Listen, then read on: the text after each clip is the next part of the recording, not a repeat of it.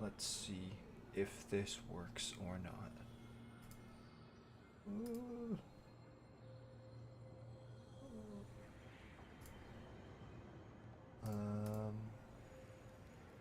Here we go. It does work. Oh, I have to do a thing. Nice. Okay. Can you like see what the volume levels are like?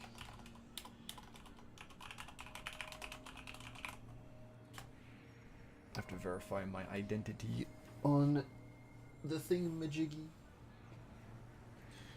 Oof. Verify your account. Are you an Autobot or a Megatron?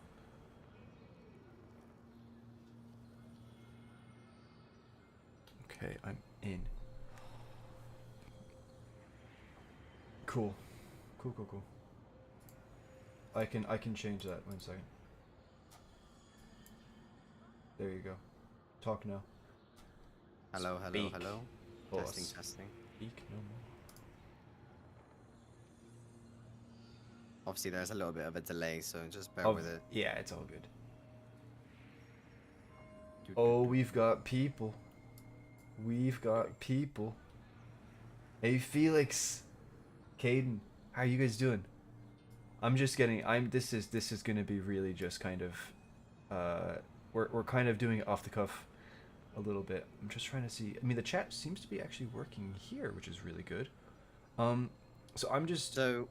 Yeah. Sorry, mate. No. Tell me about the volume levels. What are we? You might need to.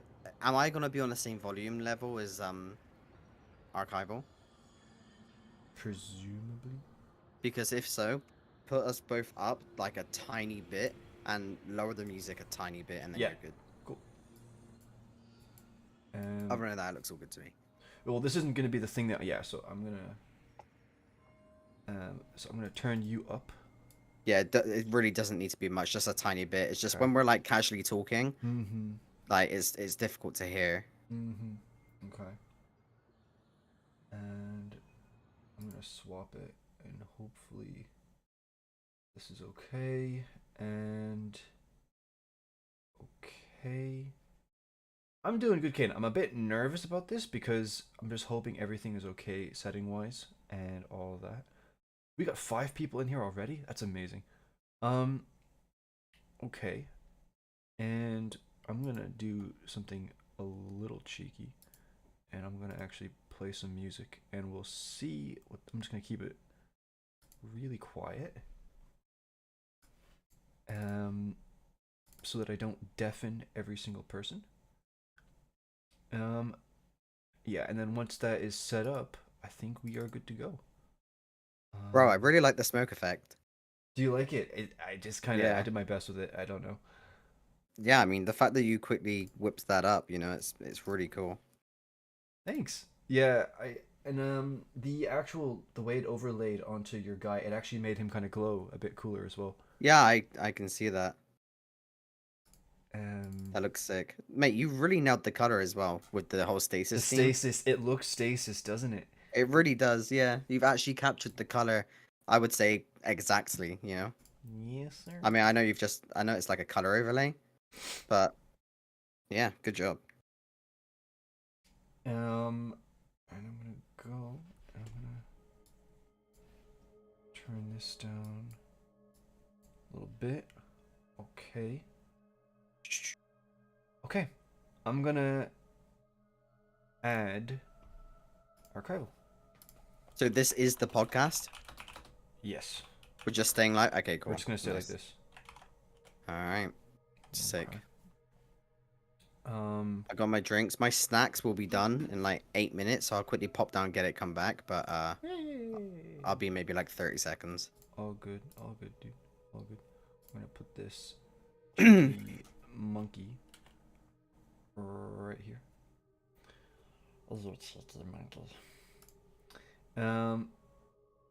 It's you're glad to hear me again. Oh, I really appreciate that, dude. I'm really happy to talk to you again, honestly. And Christmas was really chill. Honestly, it was. Ben, sorry, just one last thing. Increase your volume just a little bit as well, just a little bit. But other than Okay. that, everything is Yeah. perfect. Can you hear the music at all? Yes. Cool. Cool. And it's not overpowering the voices either. Nice. Nice, nice, nice, nice, nice. So I've just Nice. messaged Archival Mind asking him if I'm good to add him, and yeah. Nice. Well, we can just chill for a little bit Yeah, we can before just we chill. You said properly. you gotta get drinks or something? My snacks are in the oven, and it's gonna be exactly 7 minutes, so we got some time, you know. I thought you were getting like crisps or something. What are you putting in the oven? I put like little chicken bites and popcorn chicken Okay. and chicken nuggets. We're I've having a basically feast. just got, mate, literally, I've just got a platter of chicken in various ways, you know. So Mm-hmm. Mm-hmm. I'm just gonna have that in front of me, and I'm just gonna pick at it throughout the podcast and Yeah, just chill, sounds really, good. just have a relaxing time. Yeah. Sounds good. Hey, clone, good to see you, man. So let's start with the question: how much Bungie? Oh, you're on about the Nescafe. Yes, yes. When they turned Nezarec into Nescafe. Yes, yes, yes. I'm gonna be getting to that. I'm definitely gonna be getting into that. Yeah. That's so funny, Nescafe. It is what it You know is. when you go to like Starbucks and people Yeah. always order like these Mm-hmm. crazy Mm-hmm. mixtures? Mm-hmm. That's Well, it. there you go. I want the Nescafe special with a double shot of pure darkness. Let's go. They really missed an opportunity with the whole Christmas event thing, giving out cookies without the Nezarec milk. Yeah. The Nesquik. The Nesquik milk. Oh, that's just so bad. Hey, Story Seeker, good to see you, man. Um, I think, I think, so I did my best with this overlay, but basically what happened was last night I was working on it, and then I bumped my PC, or I bumped my desk, and then my desk bumped my PC, and then my PC bumped into the Destiny content vault, and everything got lost, And it and ain't coming back. it ain't coming back. See, Ben rented his PC. I rented it from Luke Smith. Yeah, yeah. Okay, I'm gonna add him. That's funny. Um, Ben's PC turned into the seasonal model. It that's ain't coming back. exactly it. Yeah, and also I'm also a beta tester, so I have to pay a subscription for it as well. Your PC was literally Season of the Plunder. They plundered my wallet. Yeah, literally. Are we going there now? Yeah, Alright, cool that one then, I guess. I thought yeah, okay. There we go. Okay. Okay. Well, nothing ever changed. Uh, I thought it called him. Oh, there we go. Nice. Hello. Hello. Hey, how you doing, man? Good. How are you? I'm doing pretty good. I'm doing pretty good. Yeah, straight away, literally as soon as I streamed, I got a question about them turning Nezarec into coffee. Oh, you love to see it. It's gonna be a fun one. Oh, see, now I feel kind of left out now. So this is the first time that I've met Archival, and you share something very similar to Ben, where you both have these really soothing voices to listen to.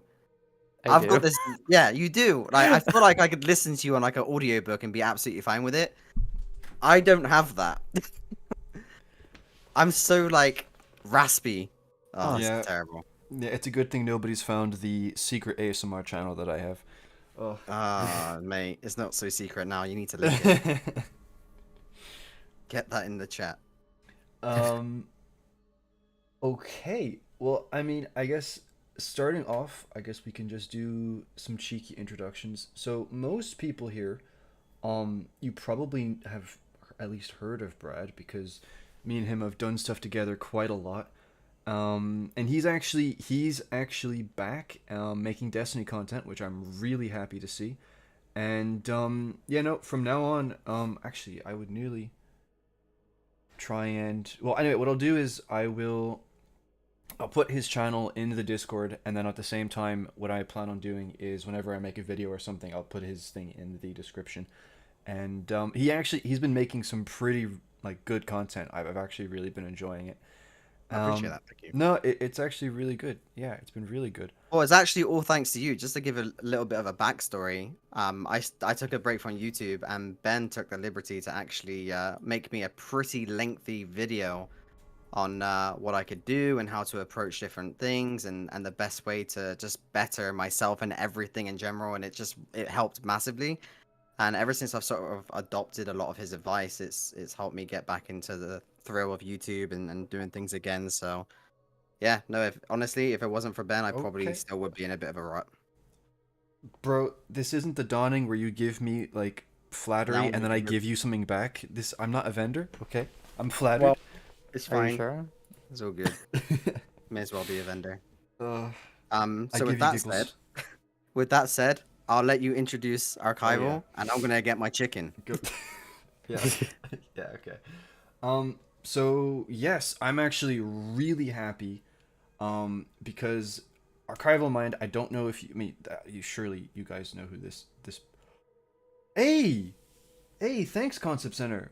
Dude, I'm thank you, man. I'm actually kind of shocked. Wow.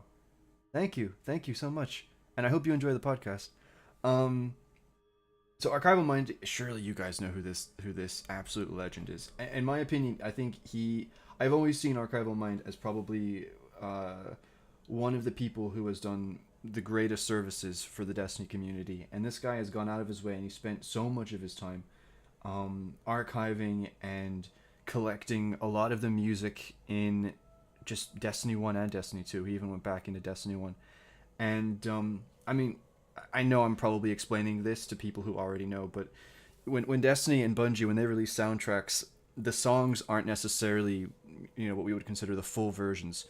And it wasn't just Archival Mind, but he and a few others would go and they would actually gather and get and record the full versions and make them available for us to enjoy.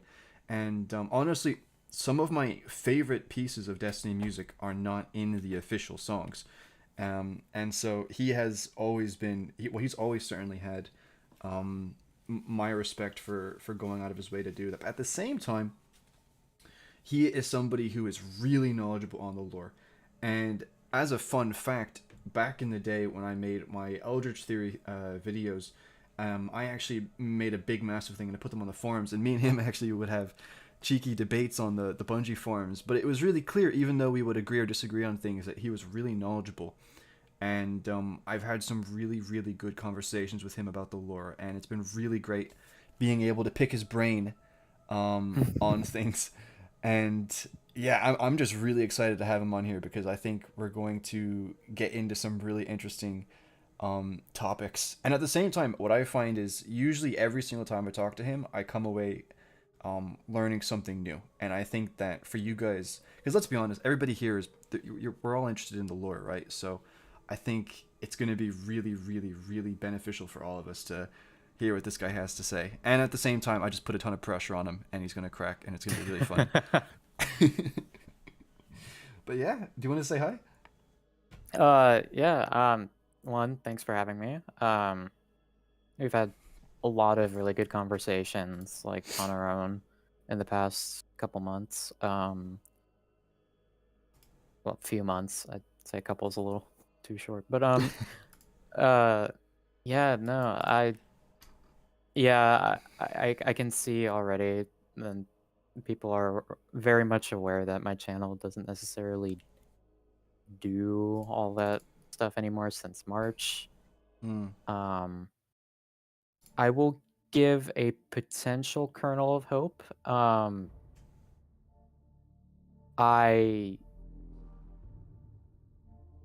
There are other projects that I have that are music related, not exactly Destiny related, but music related, that I do plan on still going forward with. And also, look out on New Year's Day. Ooh.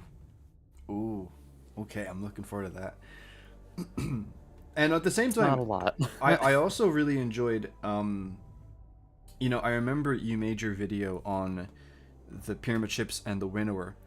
And I remember when I first saw the thumbnail and the video, I was like, oh boy, because there's a lot of winnower takes out there and a lot of darkness takes out there, and they're just kind of like I'm back.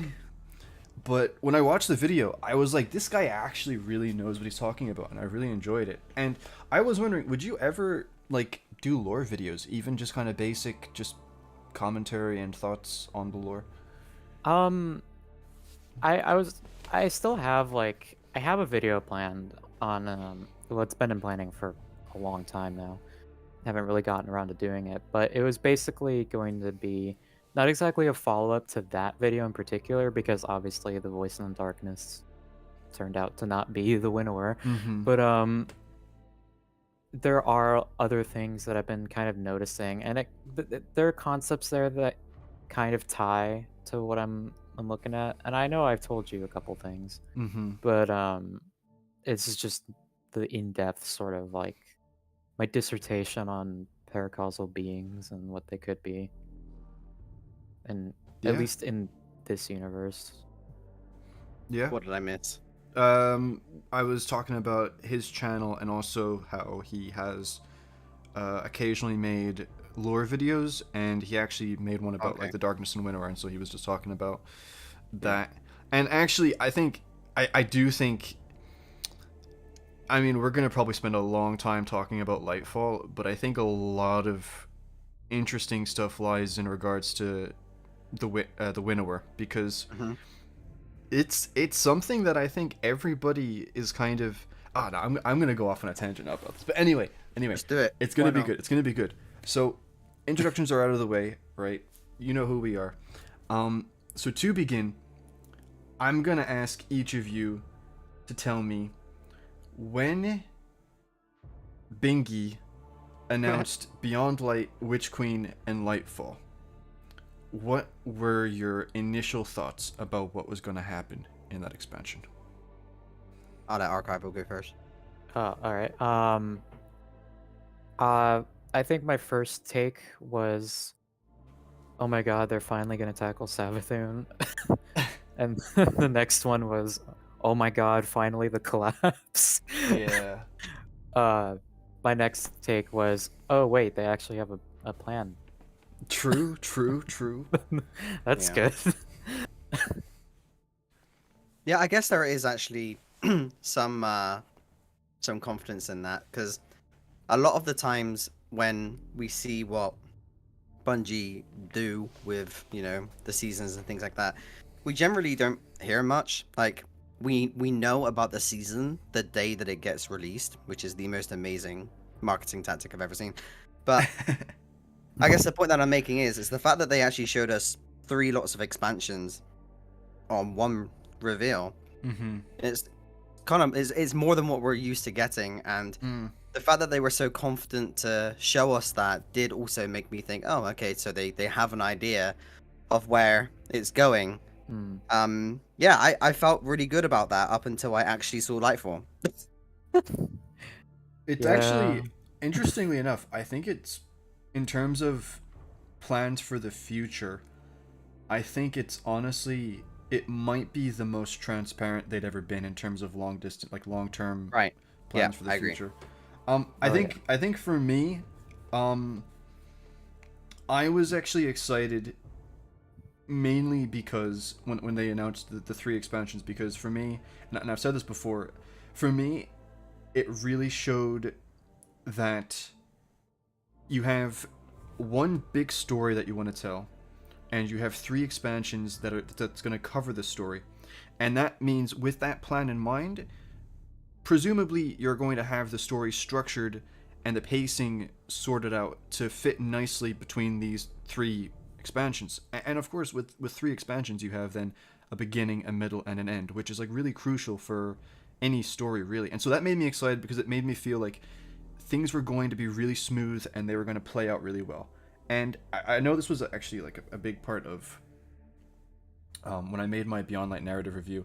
The way that I looked at it was Beyond Light was originally going to be the pyramid ship expansion. It's going to be what separates the pyramid ships from the actual darkness, and it's what introduces the pyramid ships and the race associated with them. It doesn't have to be like a brand new enemy race. It's like, running around, just like the knowledge that they exist, introducing them as characters. And what that does is it makes for a very interesting expansion, but it also helps get rid of confusion when you do eventually introduce characters like the Winnower and the Gardener. So that was my original thought about what Beyond Light was going to be. And then Witch Queen was going to be about Savathun purely front and center. You know, she's a character that's been on the radar since the Taken King, and she has been she's very much had a bold presence since Vanilla Destiny 2. And I think this is a character who had been in, I guess, the franchise for long enough for that she deserved her own expansion.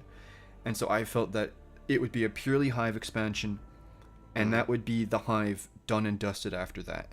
And also, like, Yeah. you could even fit Xivu Arath in there as well if you wanted, or you could put Xivu Arath as something after. And then for Lightfall, I just saw it as simply like the pure paracausal expansion where it's literally the war between the two gods and us having to decide what we're going to do about it, and what future we want and what fate we're going to make for ourselves.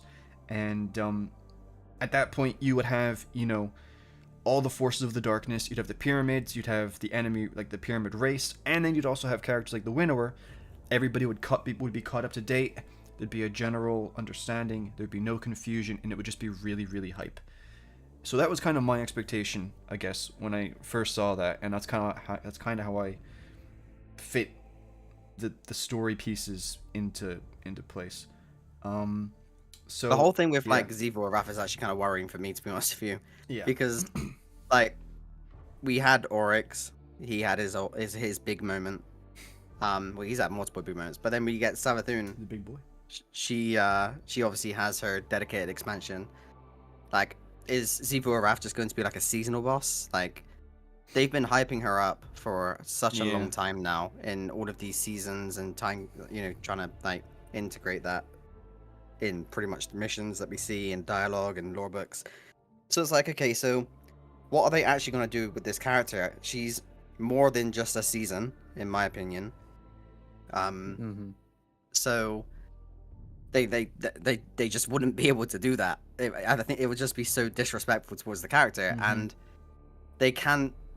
Or at least I hope to God they don't do this, but they can't make her the final boss of the final shape. I mean, actually, you know what? Now that I say that, if Callus is the final boss of Lightfall, then I guess they can do anything. So, God knows, but I hope they don't.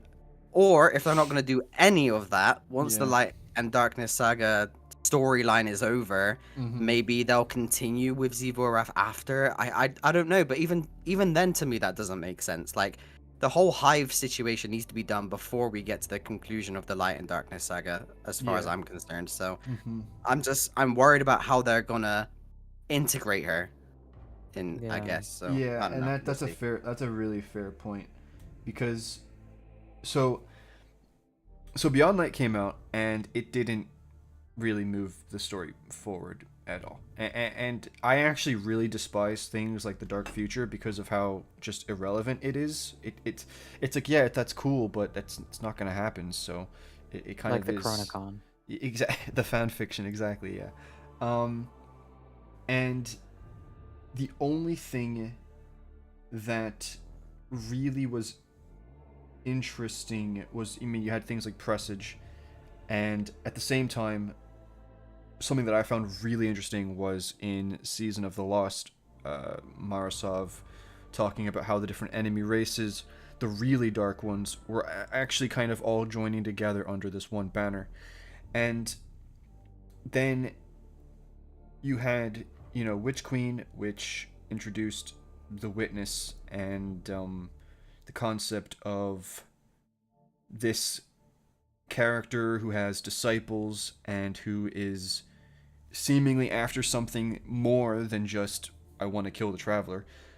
So my question then is, after Witch Queen, after everything that you guys, I guess, then knew, but before Lightfall was revealed, and also another thing of note is that by this time, of course, the final shape had been announced, so we knew that Lightfall wouldn't be the final like expansion. So with everything in mind, before Lightfall was revealed, I want you guys to tell me what was your expectation for Lightfall. What did you think it was going to, be like setting wise? What was the story moments that you wanted to happen? Tell me what, like, you were kind of expecting Lightfall to have. Oh god, that's such a big question. I There's like, I'm gonna go off on a tangent. Archival, you can go first again as well. Alright. It's like I've had the scenario in my brain for a while until the reveal, so I have it all like laid out.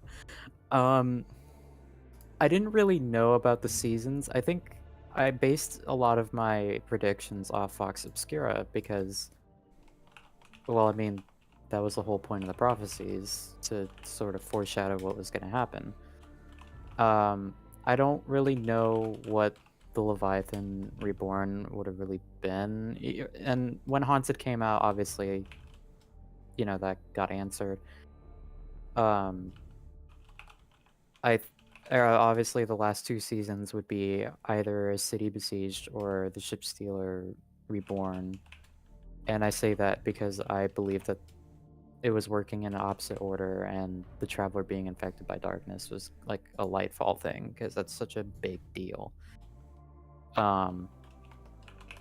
Obviously, from what it seems, neither the first or last prophecy in Vox Obscura is happening right now. Yep. But before the Lightfall reveal, I thought the last season would be Dreaming City, and we'd finally wrap that up. And whether the Dreaming City would be Sunset, or just, they just come out and say, oh yeah, the curse is over, but still keep the missions and stuff in rotation, which I think for a game is the best case scenario. Either way, the curse would be over, the Awoken would be free from what's at this point a pointless thread. Yeah, literally. And then we'd get to Lightfall. And by this point in time, we'd have cut out Aramis as a disciple, so the Fallen aren't like a big deal. They're not part of this Pyramid Alliance. In this hypothetical Dreaming City season, we also would have like wrapped up Fickroll, so the Scorn would be kind of like in the background too. But in Lightfall, I thought the city was gonna fall like immediately. It would be like Red War 2 first mission, the city gets completely fucking destroyed. Yeah. The Traveler, we meet the Witness inside the Traveler. It does whatever it wants to do, which I think I have an idea as to what that is, but they'll get to that later. And we stop it from completing its plan, but it still succeeds in most of the major fields. And so by the end of the day, the Traveler is dead, the city is gone, we're kind of scattered, and we have to regroup somewhere. My running thing was Aphrodite's camp, because True. I don't know, we really need to discuss that at some point. And then we'd go off and sort of like do a small strike back at it, at the pyramids. We'd see if we can achieve like some kind of minor victory, whether by figuring out how to bypass their shields or by crippling like the Witness in some way. And that's where that victory is where things kind of spiraled, because it's either we do it ourselves or we get something else to do it. Like, one of the threads that I had in mind was Xivu Arath was a major player, and Lightfall was like a disciple hunt campaign where we just kind of cut down anything that isn't pure pyramid. And at the Kind of like very the end, Barons. yeah. But at the end of it, we'd fight Xivu Arath, but we'd end up convincing her that the Witness is sort of like the ultimate challenge. So she kind of beats us in attrition, but at the end we say, hey, why don't you try beating the Witness? Yeah, that's cheesy, but it's something along those lines. And they'd fight, and at the end of the day, the witness would be crippled, not killed, crippled, Yeah. and we'd effectively just have the pyramids as our standalone faction. That's a And damn good answer. Yeah. yeah, That's a good answer. He's had a long time to think about it. It's just so much obviously pumped energy. it's changed. Yeah, But- yeah, I can imagine. That was like Which reveal for like. yeah, pre-reveal. It's so difficult to even answer that question without constantly thinking in your mind about what we already know now. But yeah. I mean, for me, at least with Lightfall, and I know everything was subject to change at the time, but the poster did kind of make it feel like things are gonna pop off. You know what I mean? Yeah. Because you have like the pyramid ship in front of the traveler, so instant you think, okay, we're gonna see this massive fleet in the last city, and it's gonna be epic and it's gonna be great. Instead, they're in the second last city. Instead, oh mate, please don't get me started on that. Just, oh my god, have you played the latest mission, Yes. mate? Oh my god, we'll get to it, but Yeah. it's just so wrong. Anyway, so it just doesn't make sense. Please don't get me started. Anyway, back to the question. What even was the question? Your Mate, how could they expect- do that? I just Your- don't get it. Your expectation for Lightfall before the reveal. So I've said this example a lot on my channel. I really wanted Lightfall. Well, I guess the impression that I got from it was the Infinity War to the Light and Darkness saga, and the final shape being Endgame, right? Yeah. So, for my personal expectations and based on what I saw, I really wanted it to feel like we're gonna be in a real bad situation because we're so used to playing these expansions and you get this big baddie and they die at the end and we're great and we're heroic and we're this really big, amazing person. I don't want it to be that. I want us to lose. I want us to genuinely feel like we're in a terrible situation right now. Because if we're talking from a factual point of view, we're the strongest thing this game has ever seen. We beat everything that comes up against us. Yeah. And I for once, I really just want our guardians, our characters, that genuinely feel powerless and in a position whereby they're in a situation that they literally cannot win. I feel like we need to know that, and we need to feel that. And the fact that the pyramid ship is literally covering the traveler in the poster makes it feel like that's gonna happen. You know, the traveler's in the background, the pyramid's on the forefront, and that's about to go down. In regards to the witness, I hope that they don't kill off the witness in Lightfall. They really need to just not do that. Wait, what? Wait, you don't want them to kill off the witness in Lightfall? Absolutely not. Why? Because I feel like having... So, for example, and I thought about this when Archival was giving his answer, when he mentioned picking off all of these disciples, and it sparked something in my mind that the disciples that we have now, right? Think about it. So you've got Aramis. Aramis has her fallen buddies, right? You now have Kala. She's not even really... Okay, I'm not gonna go into it. Sorry, keep going. I know. But anyway, well, like, she's freed from the ice because of the witness, right? So automatically, until you kind of think, okay, so she's, I guess, a disciple at this point. So you've got Callus. He's got his Cabal buddies.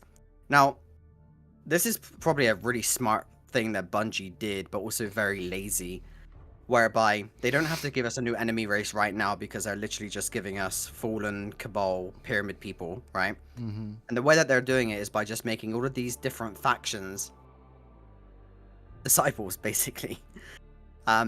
So I hope that they keep the witness alive, at least for final shape, so that when we do get the winnower, you know, he's got his main big boys with him, as opposed to all of these little sub characters like Aramis and Callus. And I don't want to go into final shape fighting Aramis, mate. Yeah. Put it that way. True. So if we can just use Lightfall to pick off all of these little people, that we don't have to keep on just fighting different variants of the already factions that we have in the game, I guess that would be my sort of want and need. And yeah, I kind of thought about that when you were giving your answer, and I kind of hope that is kind of true, because yeah, but like I said, some of my opinions have changed now because of the gameplay that we've got, and I can go on forever about that. Okay. Am I good to give my answer? Yeah, go for it. Okay.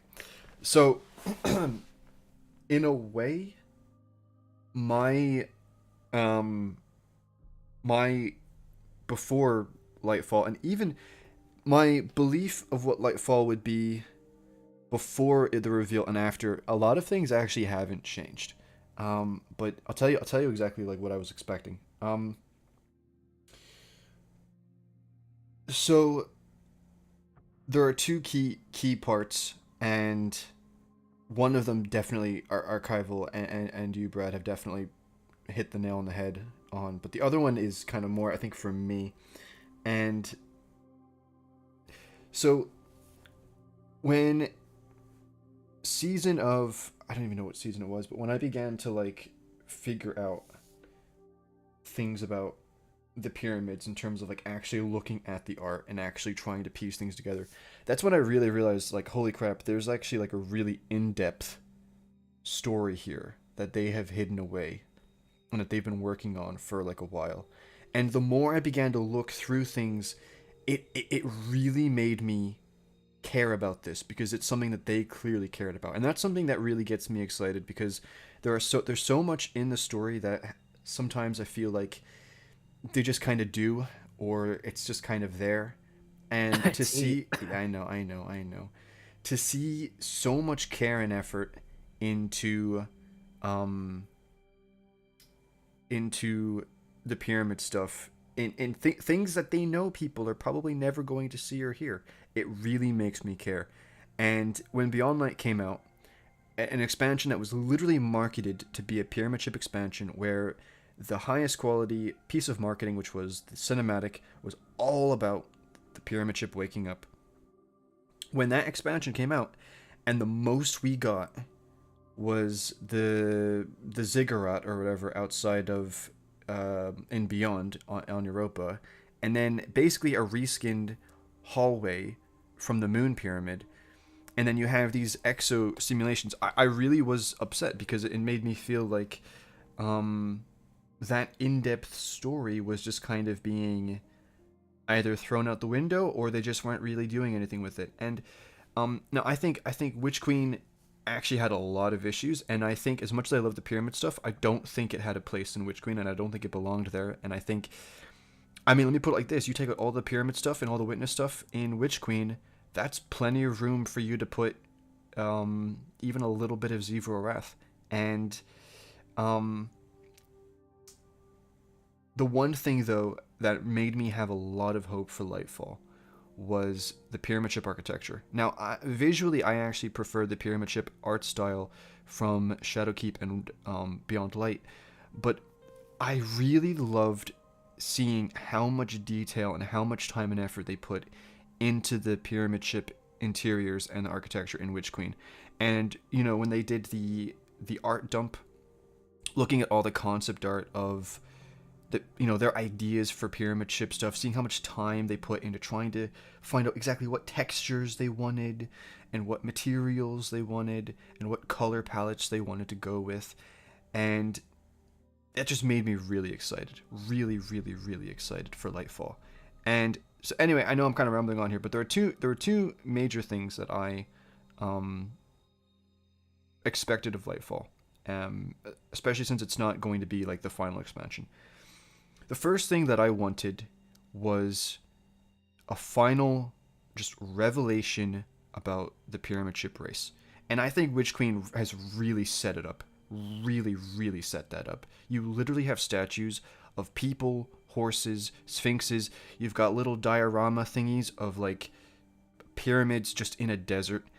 The story is very clearly being advertised. There's very clearly this thing of, there's more going on and you don't know, but we do, and we've got this set up, and we're really cheeky and we're really smart.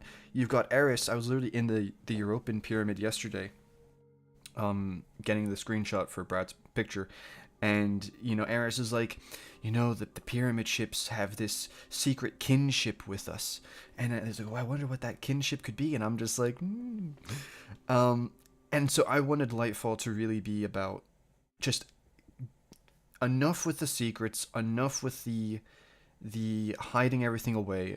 Just tell us the story. And especially because it's not the final expansion, that is the time to do it. And to tie in with that, what I wanted was a pyramid ship destination. Now, it can be inside of a pyramid ship, but what I really wanted, and everybody who watches me knows this, I really like that one picture from Mark Kolobayev of the city, the pyramid ship city. And we were so close to getting, you could like, when you go inside the European pyramid or even the one in the throne world, and you can look out in the distance, you can, like, you're so close to it, you can see like the cities in the distance, and it's like, I'm so close. And They even added the ring to the Mhm. statue podium. Exactly. And Witch Wing. Exactly. And another thing as well, right, is I was like always thinking, why they had this really good art style going on with the pyramid ship stuff in Shadowkeep and Beyond Light. Why spend so much time changing that for Witch Queen? And then the only thing I could really come up with is they're probably doing it because they're going to make a destination and they figured they would get most of the work out of the way now. And then they could just, they could just copy and paste all of these assets in Lightfall and people wouldn't complain.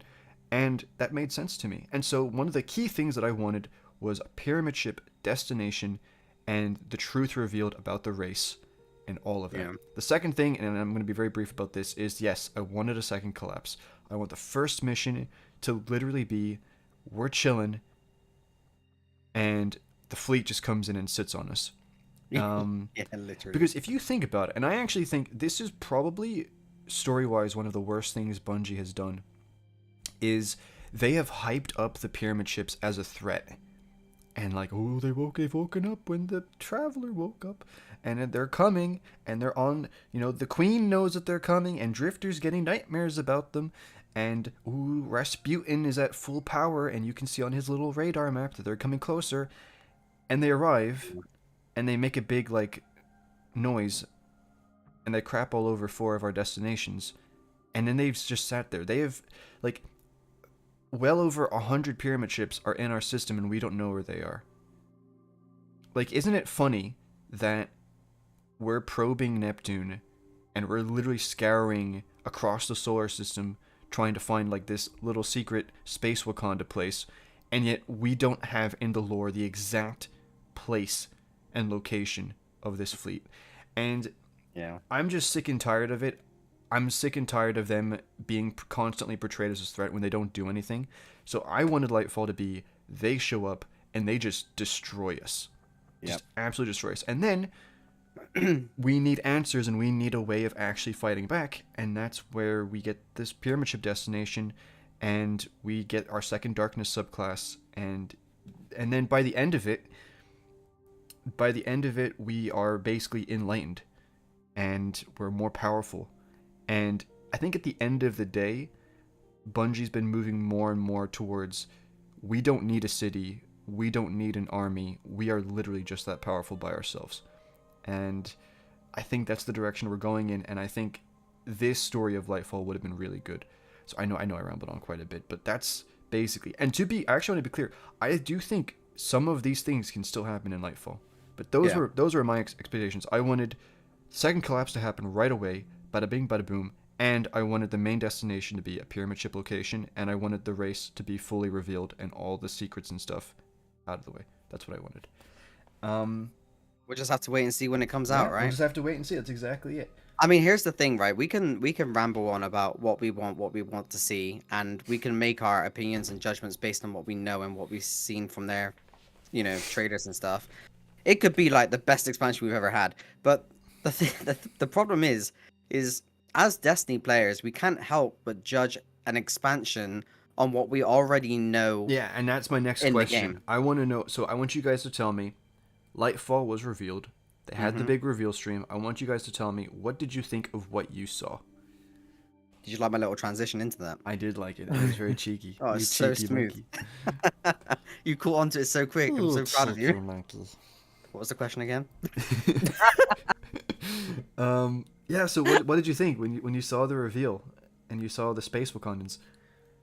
I mean, which reveal do you want me to talk about first? The cinematic or the gameplay, which wasn't gameplay but very strand trailer? You know what? You can lump the two together. It's I think okay. it'd be better if I did that. Yeah. So, I mean, straight off the bat, I will just say that gameplay trailer was definitely just a Strand trailer. Mm-hmm. Like, I remember going through that with you, like, almost frame by frame, and it was just Strand on pretty much every scene. Yeah. But the cinematic trailer, I mean, I'll be honest with you, I do like the cinematic trailers. I think they're cool, they're fun to watch, and when you see them for the first time, it's, you know, it's really hype, and you have that really pumped up energy. And you don't really base a proper opinion until you've actually sort of let the hype sink in and you start to really sort of analyze it. Um, the cinematic trailer definitely looks cool. There are a few things that do concern me.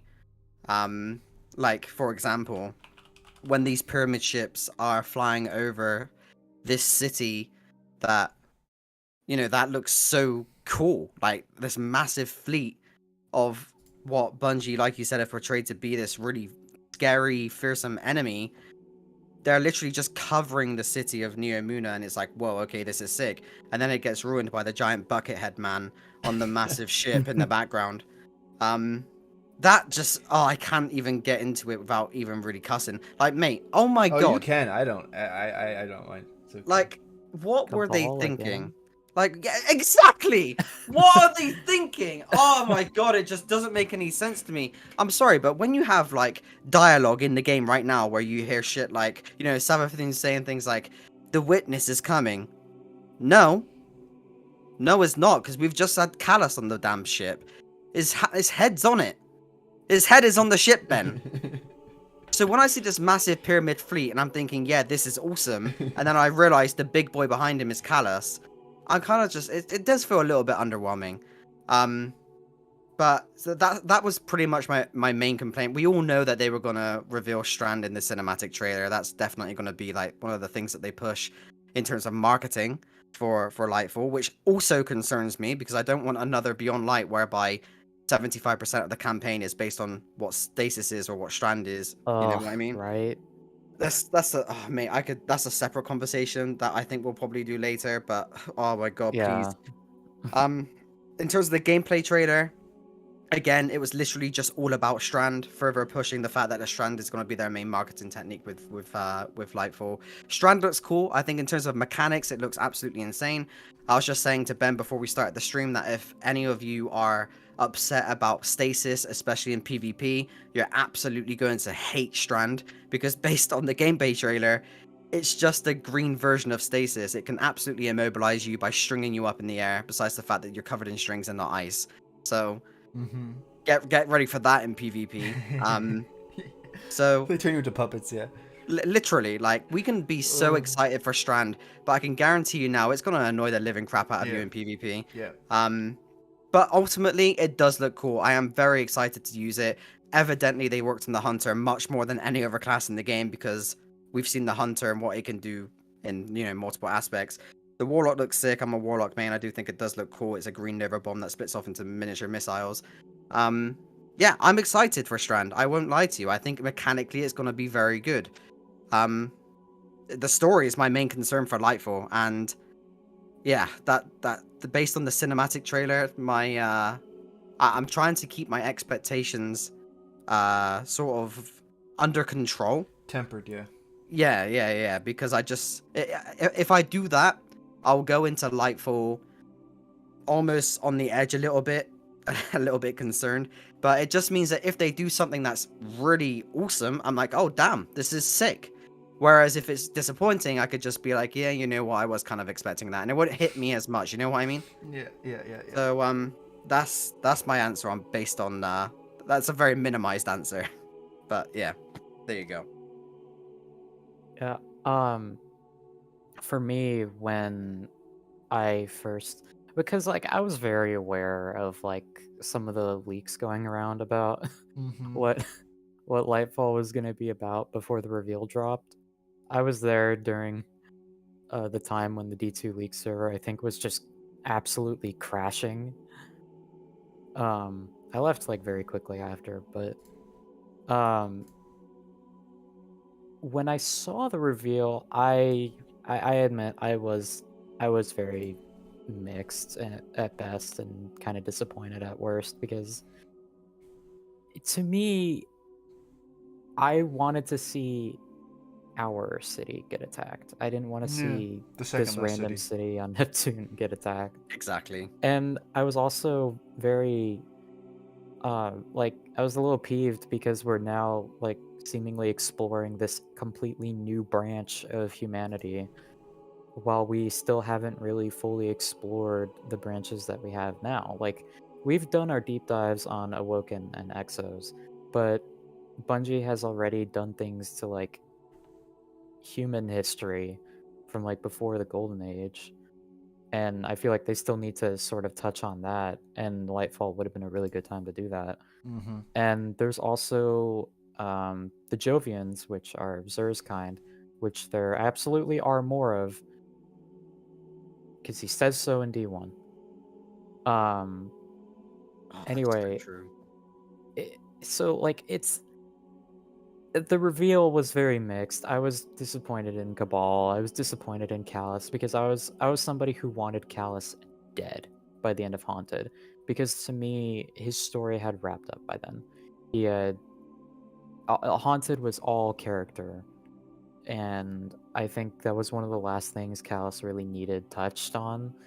And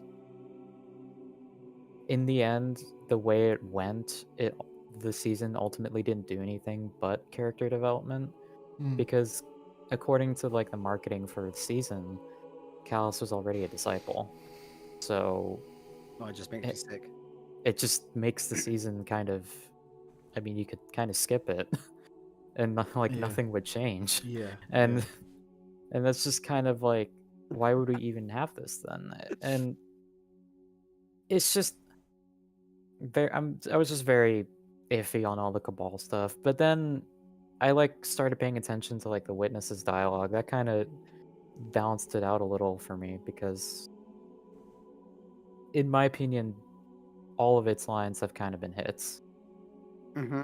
and I'm very intrigued to where they go with that. As for the Game Awards trailer, um that was a very tempered, that's a very half and half thing for me, because again, witness stuff looks weird, it looks cosmic, it looks just, I really want to know what the hell's going on there.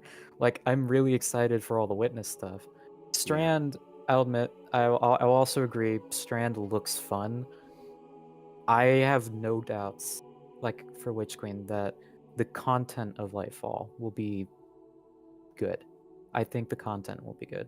It's just story. And I'm just so mixed about spending so much time on Neptune. And especially now that the Game Awards trailer has come out and it showed us cutscenes, and I'm starting to put like pieces together in my head as to how this season's going, how the DLC starts, and how all of this sort of fits in. I'm starting to think that my main concern shouldn't be, whether Neptune is important or not. It should be whether we spend so much time on Neptune that we straight up miss the collapse. Oh god. Yeah. Oh my Like, god. we leave to stop the Cabal from doing whatever, and then we come back and the pyramids have already decimated the city. And Oh, that's so sad. I'm like, really? And what's worse is the chance that the city isn't even gonna be destroyed. There is no real collapse there that we will actually prevent the second collapse. And I think there's a fine line between the collapse and the end of all things that the witness seeks. Mm-hmm. The collapse is the system falls apart and breaks down, and it's a massive shift in order. Whereas the witness's end goal is, as Callus describes, the closing of the circle. It's a reset. It's a reset of the whole damn universe. Yeah. That's such a good So point. Yeah, I agree. yeah, I'm very, I'm lining things up, and the way I'm lining things up, I think going into Lightfall, I feel very cautiously optimistic. I feel better about going into Lightfall than I did about Witch Queen, because all I had with Witch Queen was the paste bin, and whoever wrote that was either drunk or high because they wrote it poorly. Um, Lightfall, I'm more open to. Yeah. I'm sort of waiting to see, especially since stuff this year has kind of led to the Fallen breaking off from the sort of Pyramid Alliance, and assuming Callus dies in the campaign in Lightfall, the Cabal will kind of break off too. So we are still sort of cutting off, the pawns on the board. It's just we really need to start getting some knights and bishops there. And honestly, they could just do that during the seasons. Like every season introduces a new little branch to sort of work on while cutting away another thread. Yeah. But that's going into other things. But yeah, Really just hope they don't make Strand the main focus of the expansion. It really is going to be such a missed opportunity, because when you look at things like Taken King and Forsaken, when you had these extra supers, and Ben, you made a good point last time we spoke about this, like, never ever were these new supers that we got for the light, like, they were never part of the campaign. They were just side stuff. And I genuinely think that if done properly, they could just do the exact same with Strand. The campaign of Lightfall definitely should just not be about Strand at all, because before Strand was announced in the cinematic trailer, or for whatever reason, any other leaks that you may have seen, no one knew about Strand. No one knew what Strand was last year, or the year before, or during the Red War, or playing Destiny 1. But we did know about the darkness, we did know about the light, we did know about the Winnower and the Gardener throughout, these years and years and years of us playing the game. So why are we packing such a large story plot and then just throwing that away and saying, you know what, because Strand is this heavily mechanical, amazing thing that you're going to be playing with every day in the game, we're going to make it all about this? Like, it's just, I genuinely just hope so much that they don't do that, because to me, that's partially a reason why Beyond Light kind of flopped a little bit for me. And, Witch Queen, part of the campaign that we had in Witch Queen should have just been Beyond Light. Like, going to Europa and actually exploring the pyramid ship on Europa, at no point should that have ever been in Witch Queen. They weaved it in, which is how we got obviously our deep sight, and obviously that's how, in terms of story, they put it into that campaign, which to me is just kind of lazy. But exploring the pyramid ship as intensely as what we did on Europa in Witch Queen, that is 100% a Beyond Light thing, not a Witch Queen thing. So, but instead, we had to figure out what stasis is and how we got stasis, and the only pyramid related stuff that we got was just a set of stairs with a glowing orange light in the middle. And I'm just really hoping that they do Strand properly. And don't get me wrong, I'm not saying Strand is bad. I'm sure Strand is going to be amazing. I'm sure it's going to be fun. Deliver it. Yeah, exactly. They just have to deliver it in the correct, I would say, respectable way. And I say respectable because this is such an intense story that people like Archival and yourself and myself have really dove a lot of time into figuring out and understanding and learning, because we're just so emotionally and heavily invested into it, right? So to have that delivered to you in such a half-assed way is to me kind of disrespectful. And I hope and pray that they just do it right. I don't think that's too much to ask. What's so funny to me about not wanting Strand to be a big part of the story, because it's true, I don't want Strand to follow in the footsteps of Stasis. Yeah. Is that at the same time, I feel like Strand is literally the key to like everything clicking into place for like at least what I want for like the final shape. I think based on how Strand is described, it's literally what can get us right to where I think like we all want. And when it comes to like the hierarchy of the pyramids and like just based on what I think the witness is, at least. But at the same time, yeah, I don't want it to be like the focus. The focus should be on, what's with respect to what Lightfall is actually about. stopping Gallus from doing whatever, and then using that to prevent the collapse. And at the same time, in the background, build up what Strand is, and like it should be the background, not the foreground, Exactly. because that's kind of what Beyond Light had problems with. Because even though the story, tried to push Aramis and House Salvation and the Fallen getting stasis, there are a lot of times in the campaign where Varric got fucking shoved to the side. Literally, Like, yeah. I remember the one mission that I remember very clearly about this is like it's after we discover, Aramis is dishing stasis out to the Fallen. We come back, Varric's like, "Hey, so Aramis is crazy. I have people there are people in House Salvation that need to get the hell out. I need you to set up like a comm relay so that we can talk to them and get them out. They can go to House Light." And in the middle of doing that, the darkness interrupts us and is like, "Hey, the traveler sucks. We have a gift for you. You should follow us." Oh my But then, God. It's so true. but then, as soon as we get there, like the ziggurat arrives to give us the gift. Then the fucking Dark Vanguard come out of nowhere and they fight like the Fallen and stuff. And then we go to talk to Elsie Bray, who we haven't spoken to in years, and she's like, "Oh, we're here too. Just do what the pyramids have been telling you. But remember, don't be malicious while you do it." Be nice Bro. people. Mate, they And wasted so much time with that, truly. it's just Beyond Light is such a it really feels kind of rushed. Mate, you know the character models for Drifter and Eris Morn in Beyond Light? Where Yeah. are they? What is Yeah, the point? I know. What? Why is that a thing? Mate, they were at the beginning of the expansion, crouched down on the floor in front of a bonfire, I and we know. never saw them again. Where are they? Did they get... Is that like a sunset thing? Is know. that a DCV thing? I know. That's Elsie- literally human resources right there. I wanna, if it's okay, I would like to cut in just because I need to still give my answer about Lightfall because Oh, sorry. we kind of yeah. we kind of went of it. So the first thing I want to say is I saw this and I haven't gotten the chance to say it, but the Venture Guy 247, if you're still here, thank you so much for the donation. I'm definitely gonna go through all the theories and stuff that people are putting in the chat, and I think that's really sick, by the way, that people are doing that.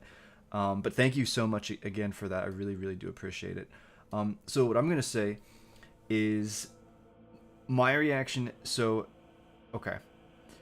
I found out about Neomuna and how it looked before the reveal because of the leaks, right? People were like data mining stuff. And I was with Brad when this was going down, and I was not happy one bit. And, like I said, right, I really wanted something like that pyramid ship concept art city from Mark Kolobayev. And the reason why isn't just because it's my fan fiction and I really want... It's because of what it represents, right? The key thing with the pyramid ships is that their story is told through the world building and the architecture.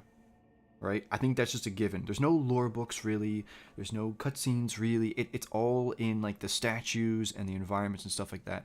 And what that city picture represents is a location full of that.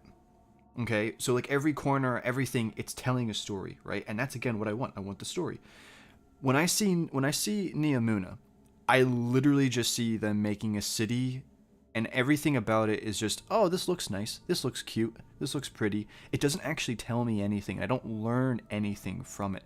And the biggest crime that Lightfall seems to have for me at the moment is that it literally isn't really giving me anything in terms of what I want in the big story.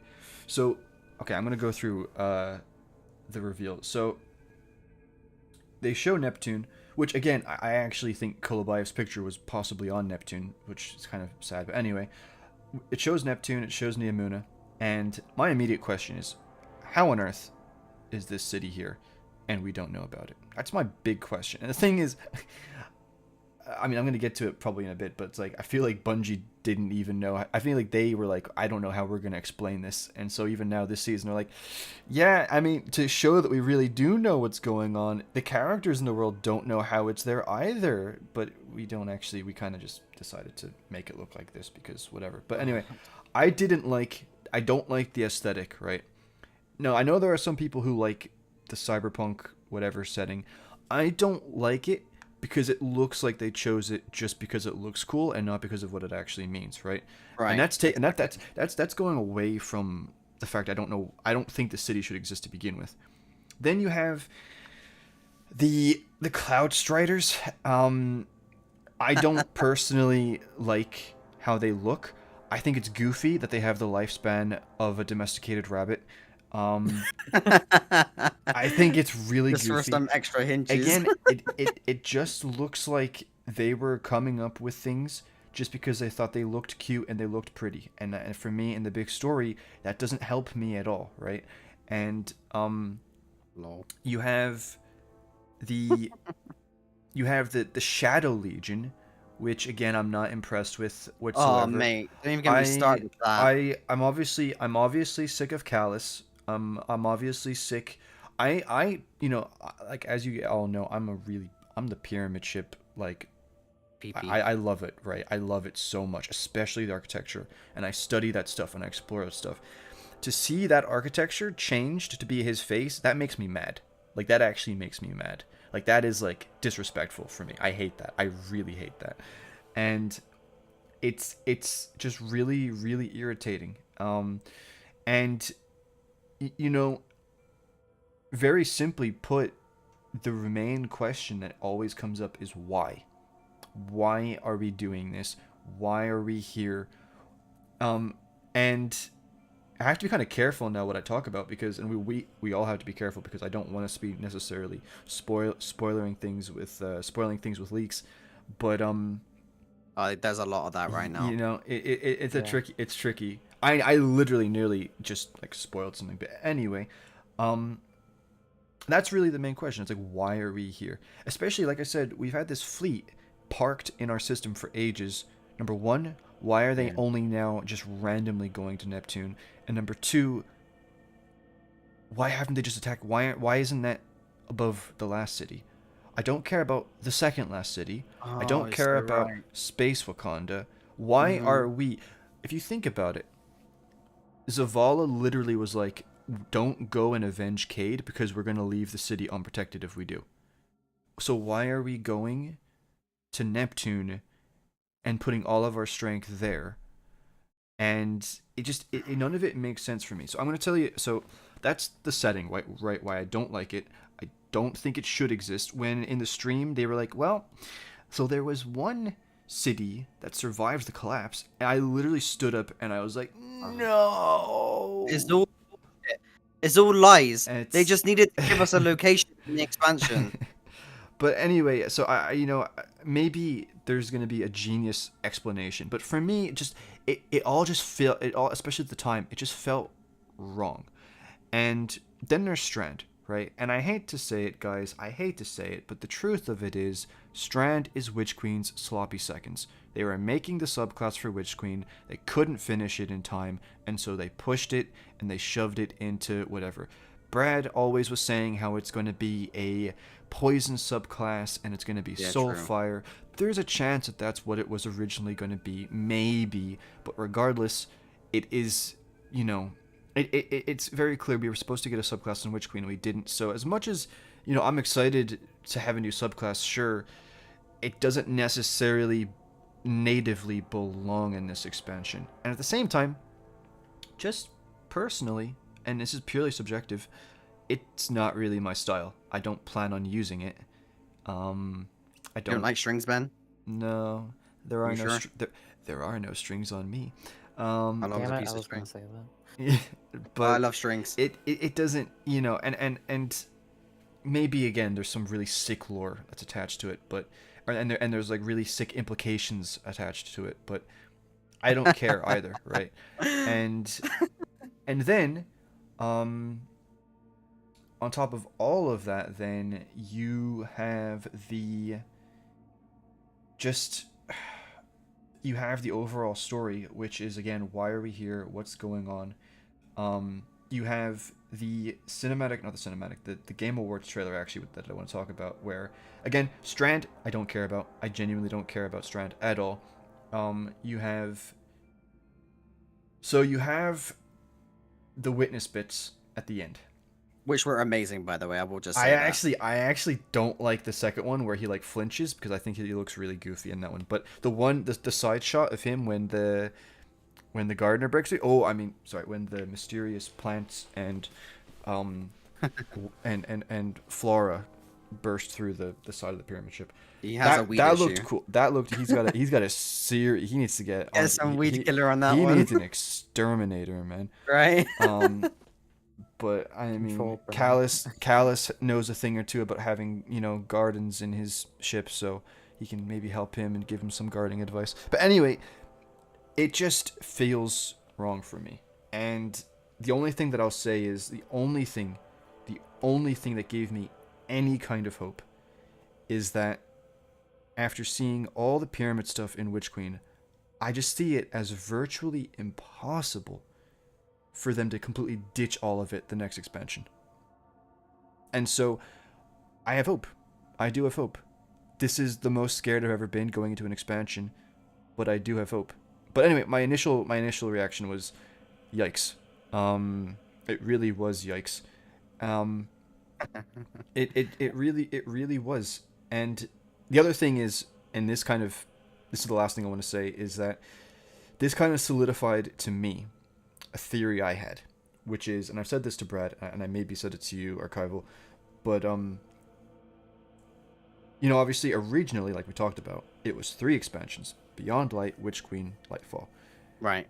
Then they introduced Final Shape. I believe that it's, like Brad said, an Infinity War endgame situation. But the thing is, I don't necessarily believe Final Shape was always planned. If it was always planned, they would have announced it. And so I think the story of Lightfall that we got told about in Beyond Light or before it, I think that's been cut in 2. And I think now we have half of Lightfall's story in the Lightfall expansion. And I think the Neomuna stuff and the Callus stuff and a lot of this other things that you're just like, why do I care? It's the filler to make up the space that has been created by them taking story beats out and putting into Final Shape. And to me, that's really scary. And I think it's going to be like you're going to be picking through the lore, and it's like, okay, that's cool. Okay, I really don't care about that. Okay, that's cool. Okay, I don't care about that. And yeah, I just think does that not worry you though? Like, Yeah. think about it, right? If you're able to like discover and learn the lore of Destiny by just going to the Ishtar Collective, you could literally kind of play the game without playing the game, like, because a lot of our knowledge does come from lore books and grimoire cards and things like that. Yeah. Because Bungie's very good at telling stories through books, and not all of that is reciprocated into gameplay sometimes. So you could literally just not play the game and understand completely about what the actual background story is of this game that we've been playing. I definitely am nervous, but I really hope it's good. Oh, final thing as well is I think them making it this Neon City and the logo the way it is and the theme of the expansion the way it is, I think that spits on the term Lightfall. It doesn't. Yeah, because it's all. If very, you had told lit me, up, isn't it? It's not light and there's no fall. Yeah, the guys who made it, like, they literally said more RPG, please. If the expansion was called Light Up, I'd be like, sure, but it's not. It just isn't. And I know there are people going to be like, well, things don't always meet your expectations or go the way you want. But like the thing is, when they say things and they build up things, that is how your expectations are built up. And the reality is, even in the like, as much as all of this is pretty and it's vibrant and all this and the other, the reality is Bungie is still saying this is the beginning of the end. No, They are still marketing this as being where things go down, and it has an ugly ending. just looks like Strand to So me. it just doesn't really, yeah. But anyway, that was my long-winded thingamajiggy. Who knows, right? They could. This could be like the best expansion we've ever got, and we're just Yeah. taking everything Yeah. maybe a little bit too harshly because of what we're used to getting. And I just want to make that point as well. We're not being overly critical just because we want to be. Like, we literally just have to base this from what we are currently used to getting for literally years. And it's just sometimes it is hard to kind of have an uplifting opinion, and ultimately our criticism does come from passion, and we definitely don't want it to fail. We want it to be amazing. We want it to be like one of the best things we've ever Obviously, been a yeah. part of. Yeah. Obviously, yeah, exactly. We don't want to see this fail. We want to go over to people and say, hey, you need to check this out. It's absolutely amazing. They've really sort of changed things up and they've done a good job. I just want to make it clear, like, a lot of our opinions come from passion, not because we Yeah. just want to be negative. It's definitely not that. I just feel like that was important to just state. To wrap up the this kind of part of it, because I actually want to take a break so I can go through all the chat if that's okay. The next question I'm going to ask you is, so taking everything you've seen and everything that you know that is going to be in Lightfall, what are your predictions for the expansion? And also just no leaks as well. I mean, my predictions is that, I mean, obviously Callus is going to be the big bad, right? We can see that from the massive ship in the background. Mm-hmm. He obviously gets this power, which we saw from the trailer. My predictions is that he's going to be the guy that we have to kill at the end. And hopefully they leave it off in such a way that does kind of make us think, okay, we've killed Callus, but this is still quite a deep situation that we're in right now. My predictions is that the campaign's going to be like 7 missions long. I think Witch Queen was around 7, I can't really remember. But they were quite lengthy missions, which I liked. But here's the thing. I don't care if it's 3 missions or 10 missions. Just make the missions great, you know? Yeah. So yeah, I think it's going to be about like 7 missions long. I think Strand is definitely going to play a focus in the campaign. I do believe that, as much as I don't want to. And Callus is going to be the big bad that we kill at the end. And it completely shuts down the Cabal fleet until, you know...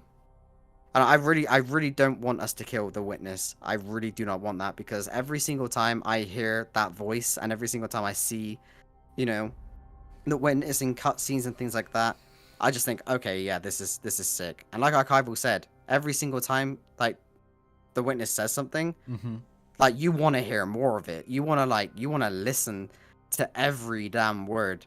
And I love that, and I want that to continue.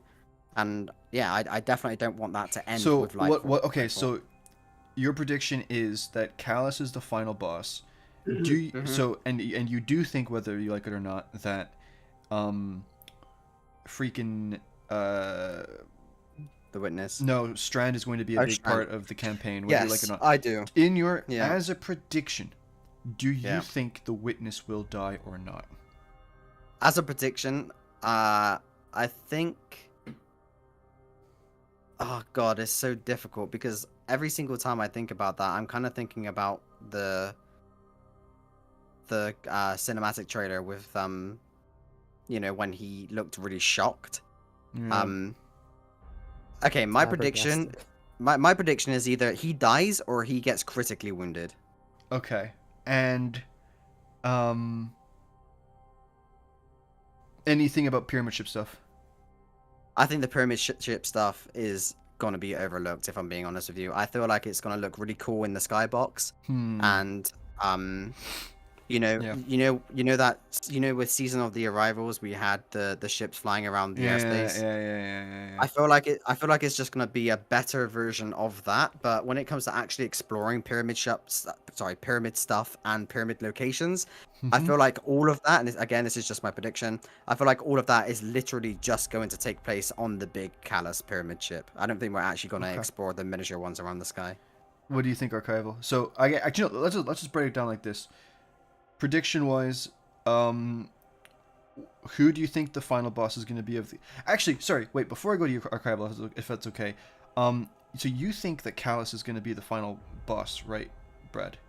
Yeah, I Raid, don't want to think that, but yeah. raid boss. Oh, that's a good. Oh no, I can't answer that. I can't You answer can't that. answer that because I can't answer that because I know who it is. Oh, you stinky monkey. Never mind. Sorry, mate. I Uh, literally can't answer that. it'll be the best guess of your life. Anyway, I'm gonna go for a coffee. Bear back. Okay, cool. So anyway, you have who do you think the final boss is going to be of the campaign, and do you think like what do you think Strand is going to be like in the campaign, and then do you think the witness will die?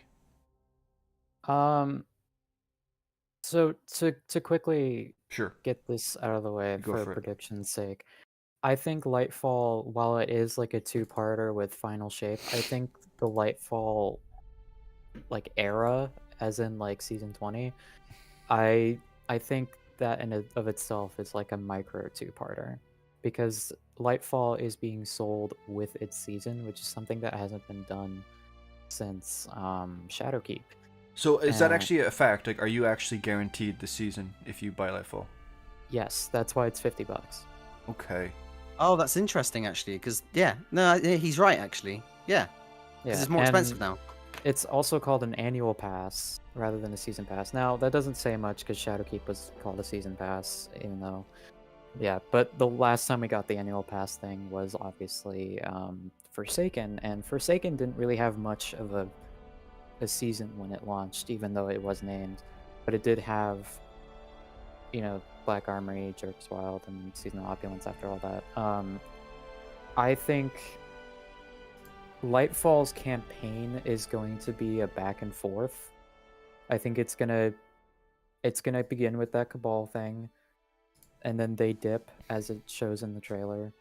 And we hitch a ride, and we go to Neptune. We do things, and I don't think we end the campaign on Neptune. And as by proxy, I don't think Callus is the final boss. I think he's the final boss that we kill. I don't think he's the final boss, though. And I think that Callus dying there is sort of the end of the Shadow Legion involvement in the campaign, Yeah. which will probably be picked up in the season after, as we sort of like look what they're still doing after the fact, maybe like a Rising Valis or whatever. But the rest of the campaign, which is either like maybe 1 or 2 missions, I think that is we're back to Pyramid. Mm-hmm. And that's where we get all the witness stuff and some weird cosmic shit happens, and that's why I think the witness is the final boss. Okay. I don't think they'll die. Okay. I think Bungie has put a lot into telling us that the witness is the end game sort of like boss of the saga, and I think because of that we won't kill the witness. But I think what will happen is it gets to like the final stages of its plan, and we have to fight it right before it actually fully completes its plan. Mm-hmm. And I mean, we get our ass kicked, but we managed. That's where I think Strand comes in. I think Strand is how we beat it here. And that's when the pyramids back off for a bit, and then that's when season 20 begins, which is the aftermath of all of that, and figuring out what every other faction's up to, what the Shadow Legion up to, yada yada. Yeah. Yeah. I actually really like your predictions. I actually really like that. I actually really like it a lot. And Thanks. I'm trying not to. I'm trying not to add in things that I do actually know. that with you do them. actually. I know. Yeah. So stop asking about Yeah. the raid boss. Don't do that to us. Okay, I'll give you my predictions. First, though, I want to say, boys, that we have, at least on my thing, we have 27 people watching the stream, which is actually, I'm going to be completely real with you. I thought we would have, like, at most 5 people, okay? I want to really thank all of you for being here. I'm having a blast. I hope you're enjoying this. And after I give my predictions, I'm actually going to take some time, and I'm going to go through the chat, and I'm gonna you know, talk with all of you and bounce some of, I guess, my thoughts, you know, against what you have to say. And yeah, I just want to thank all of you for being here, and I hope you're enjoying it. And honestly, guys, I'm really happy you're here. I really am. I'm really happy. So thank you for being here. But anyway, my predictions. I think that Callus is the campaign boss. I think that Nezarec gets fully revealed. I think that the Pyramid Race gets revealed. I don't think we get a new enemy race, but I think that Pyramid Race gets fully revealed. If I have to bet, you can say this is copium. I think that there is potentially secret pyramid architecture on Neomuna, maybe buried away somewhere, maybe excavated. And I think that Strand is going to be potentially tied to that.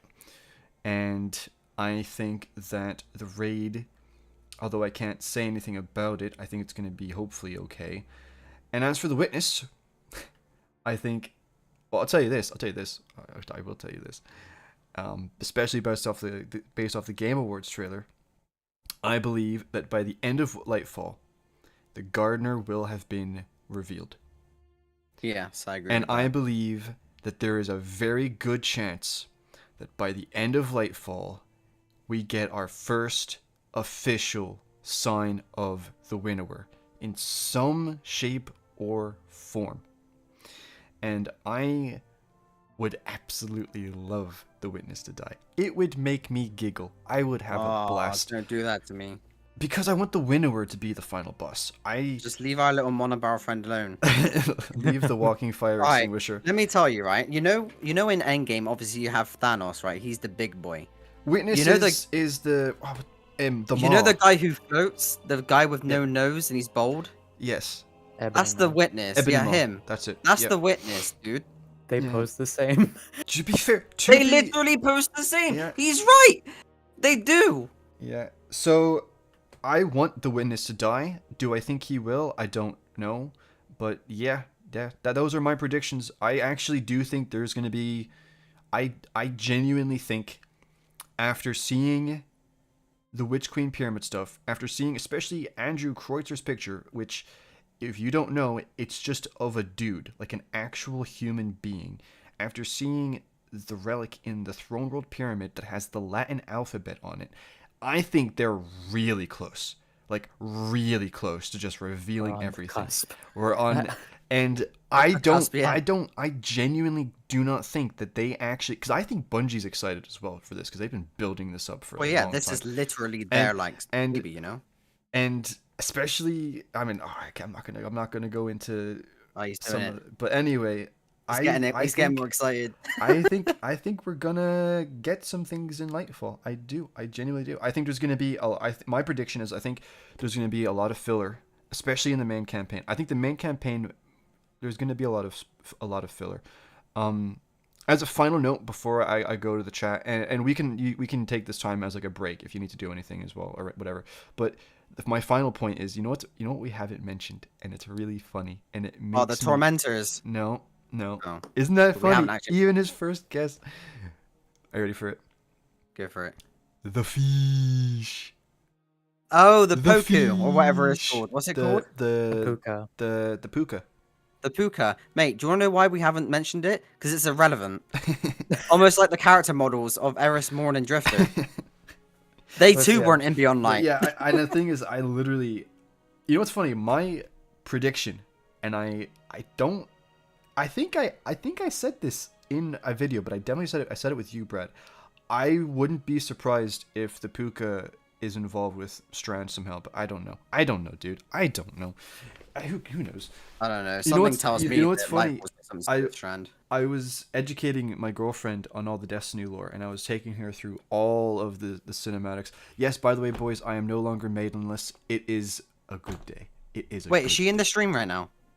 She might be. I know Is she she said watching? she said she was gonna watch it. Hello, Ben's girlfriend.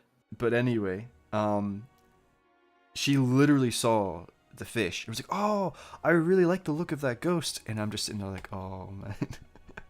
To be fair, It's- everyone said the same thing when Yeah, we saw it for the it's first just- time as yeah. well. But yeah, no, I think it's funny. I think I don't know. It is what it is. But I'll say this: I don't care about the puka unless they get the adult puka are just big fucking space whales. I may or may not have Star Wars Rebels on the mind right now, and You're it's not like I thinking- actually want that to happen. that's what I was thinking. But I just think it'd be really funny if it did happen. Yeah.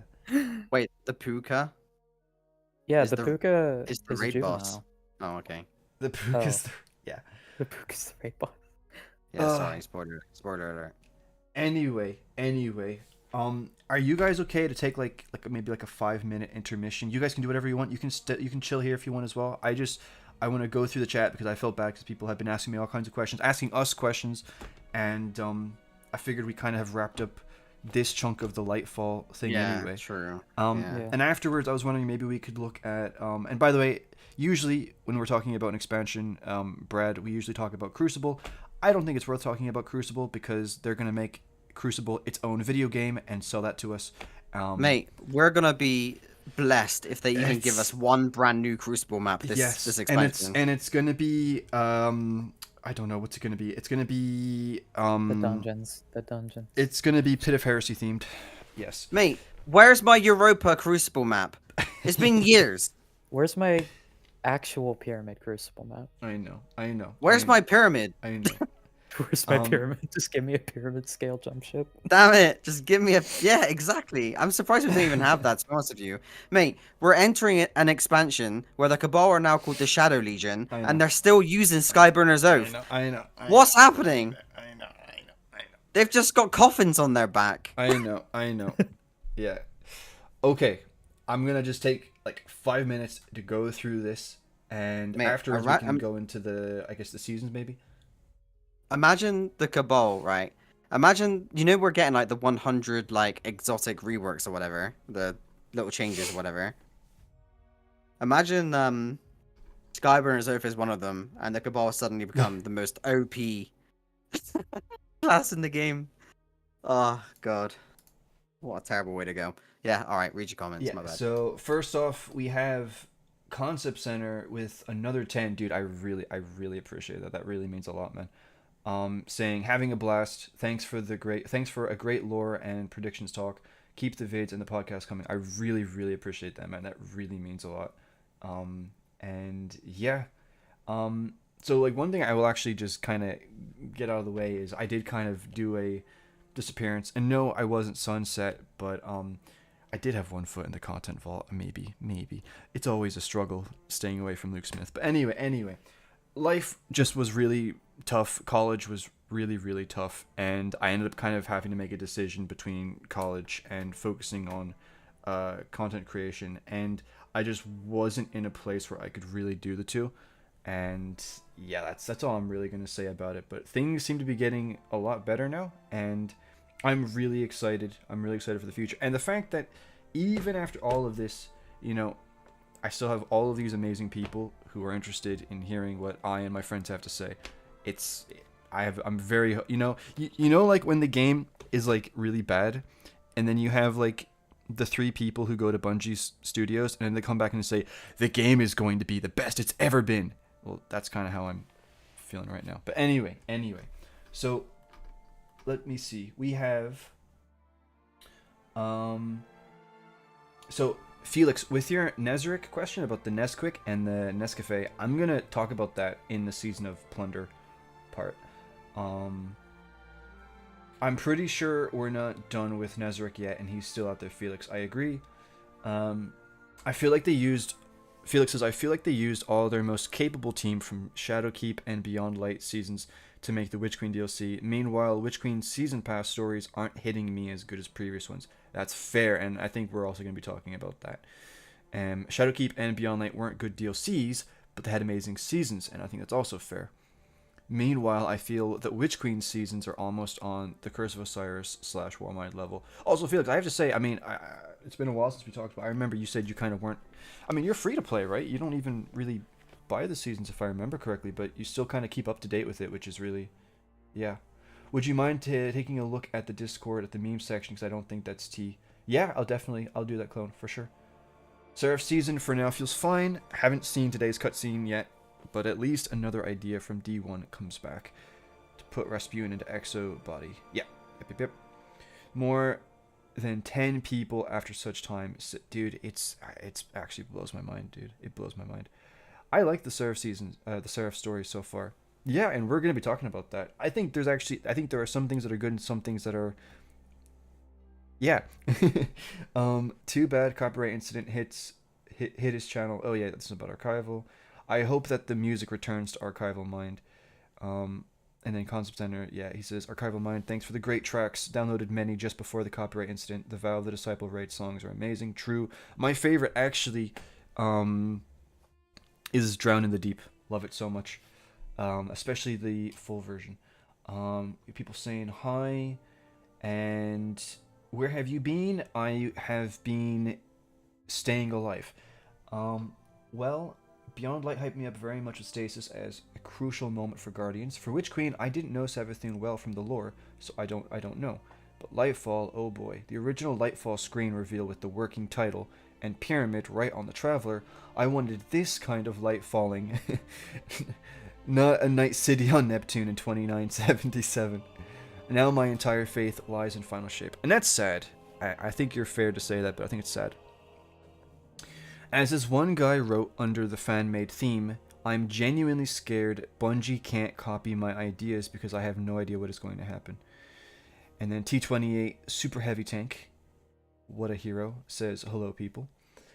I haven't played Destiny 2 since the Pirate season started, and I just got burned out on the game in general and focused on other stuff. I just don't care about the game anymore, and that's fair, man. It's definitely... kind of burning people out. I can't remember who said it. It was on the forums. And it's like, you know, you say that it's all about... The game is all about playing together with your friends, and yet all of my friends don't play anymore. I don't think it's... I think being burned out by these seasons, I don't think you're alone in that. Totally agree, Felix. The working title looked great. Yeah, definitely, 100%. I really think Xivu will be the villain of the Final Shape. You know... Red Wolf, if you're still here, I think it's a possibility. I do think it's a possibility. Tailgate, what a surprise. I also felt burned out. Just saying, no disrespect to anyone here, but I think completely making up your mind in that you already don't like it because of a few trailers is really a good thing. And I think that's fair too. I think... It's hard to say, because like Brad said, we're not trying to be negative for the sake of it. And I would argue we're not necessarily the expansion's bad. It's really just... what our interpretation of the expansion is at the moment is bad, or not what we want necessarily in a few different areas, because they haven't shown us that much. So all we can really do is try and interpret what we're going to get, and everybody's going to have a different interpretation. You know, people will think that we'll get more, you know, like I think we're going to get more pyramid stuff, and Brad doesn't. We all have different interpretation when we look at the marketing, and so... You know, I think we should be free to have our opinions on those interpretations. But I do think you're right in just being like, yes, there is absolutely nothing Bungie can do, and there's nothing they can show me. I have made up my mind this is going to be a terrible expansion. Yeah, I think that's fair. I really believe a full-on season of Crucible could revitalize the game. Don't worry, man. We're going to get a Crucible game, and it's going to be great. And it's going to be $60, and we're going to have a season pass. Or a battle pass, and if you pre-order, you get a Strand emote. Is the background music that 40k Adeptus Mechanicus. Yeah, that's right, man. Yep, children of the Omnissiah. In the lore, they say that Xivu has a circle with empty thrones. I have to look into that. That's actually really interesting. I mean, sure, story and theming may not be what you expected. At least that's how it seems on the surface. But even then, it still will probably meaningfully progress the story if it's like Witch Queen. And I agree with you there. I do think it is guaranteed to push the story forward 100%. And if it isn't, if it is a narrative dud like Beyond Light, then I say criticize away, and I think that's also very fair. No, I think it's very fair. The curse is over, joke on you. Yeah, we sunset it. Speaking of the Dreaming City, I remember how I asked here on Ben's stream if ending Riven's curse will be possible in a certain season. I hope so. They need to do that, and honestly, they should have tried to do that with Season of the Lost. Since you mentioned Xivu Arath earlier, I actually have a theory that Xivu Arath will commence a full invasion of Earth in Lightfall. But of course, we would be away fighting Callus on Neptune, and that's a possibility. It's a possibility. That's just Bungie writing themselves into a corner. Xivu is a pawn who will get convinced by the sister, most probably at a later season. And I wouldn't be surprised if Xivu joins us. I wouldn't be surprised, especially because it's already been established that Xivu Arath is a character who kind of just needs guidance and will follow somebody who's a strong leader. And there's a chance that Savathun might be strong enough to kind of convince her to move away from the Witness. I'm back. We will cripple the Witness by vaping his smoke. Okay, we talked about no leaks here. What? Don't appreciate that. You just Vaping spoiled is what? smoking his vape. Wait, what? No, vaping his smoke. He actually said vaping his smoke. Even better. Mate, Even I was better. ranting so much earlier about everything we were talking about that I've actually popped a blood vessel. Epic. Absolutely mental. Out of topic, but my first Transformers figure will be arriving tomorrow. I hope it's good, man. I hope it comes in one piece and it's all in good condition, and I hope you really enjoy it. Depends what Transformer. True. Decepticons only. Old Yeah, I completely Rasputin, agree. kill the humans so we can fight the darkness. Wait, I can't harm the darkness, so welp, bye human, am going to sleep. New Rasputin, I love humanity. Yeah, I know. Yeah, I know. Max says, did you see the tweet Bungie put out for the Dawning? I did not.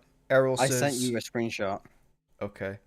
I will take a look It's at that in a second. it's an emote basically. Errol, you said you have a trade offer. I don't know what that means.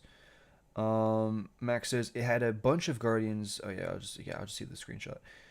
We kill the Witness, but we revive Rolk. Oh, that's your trade offer, maybe.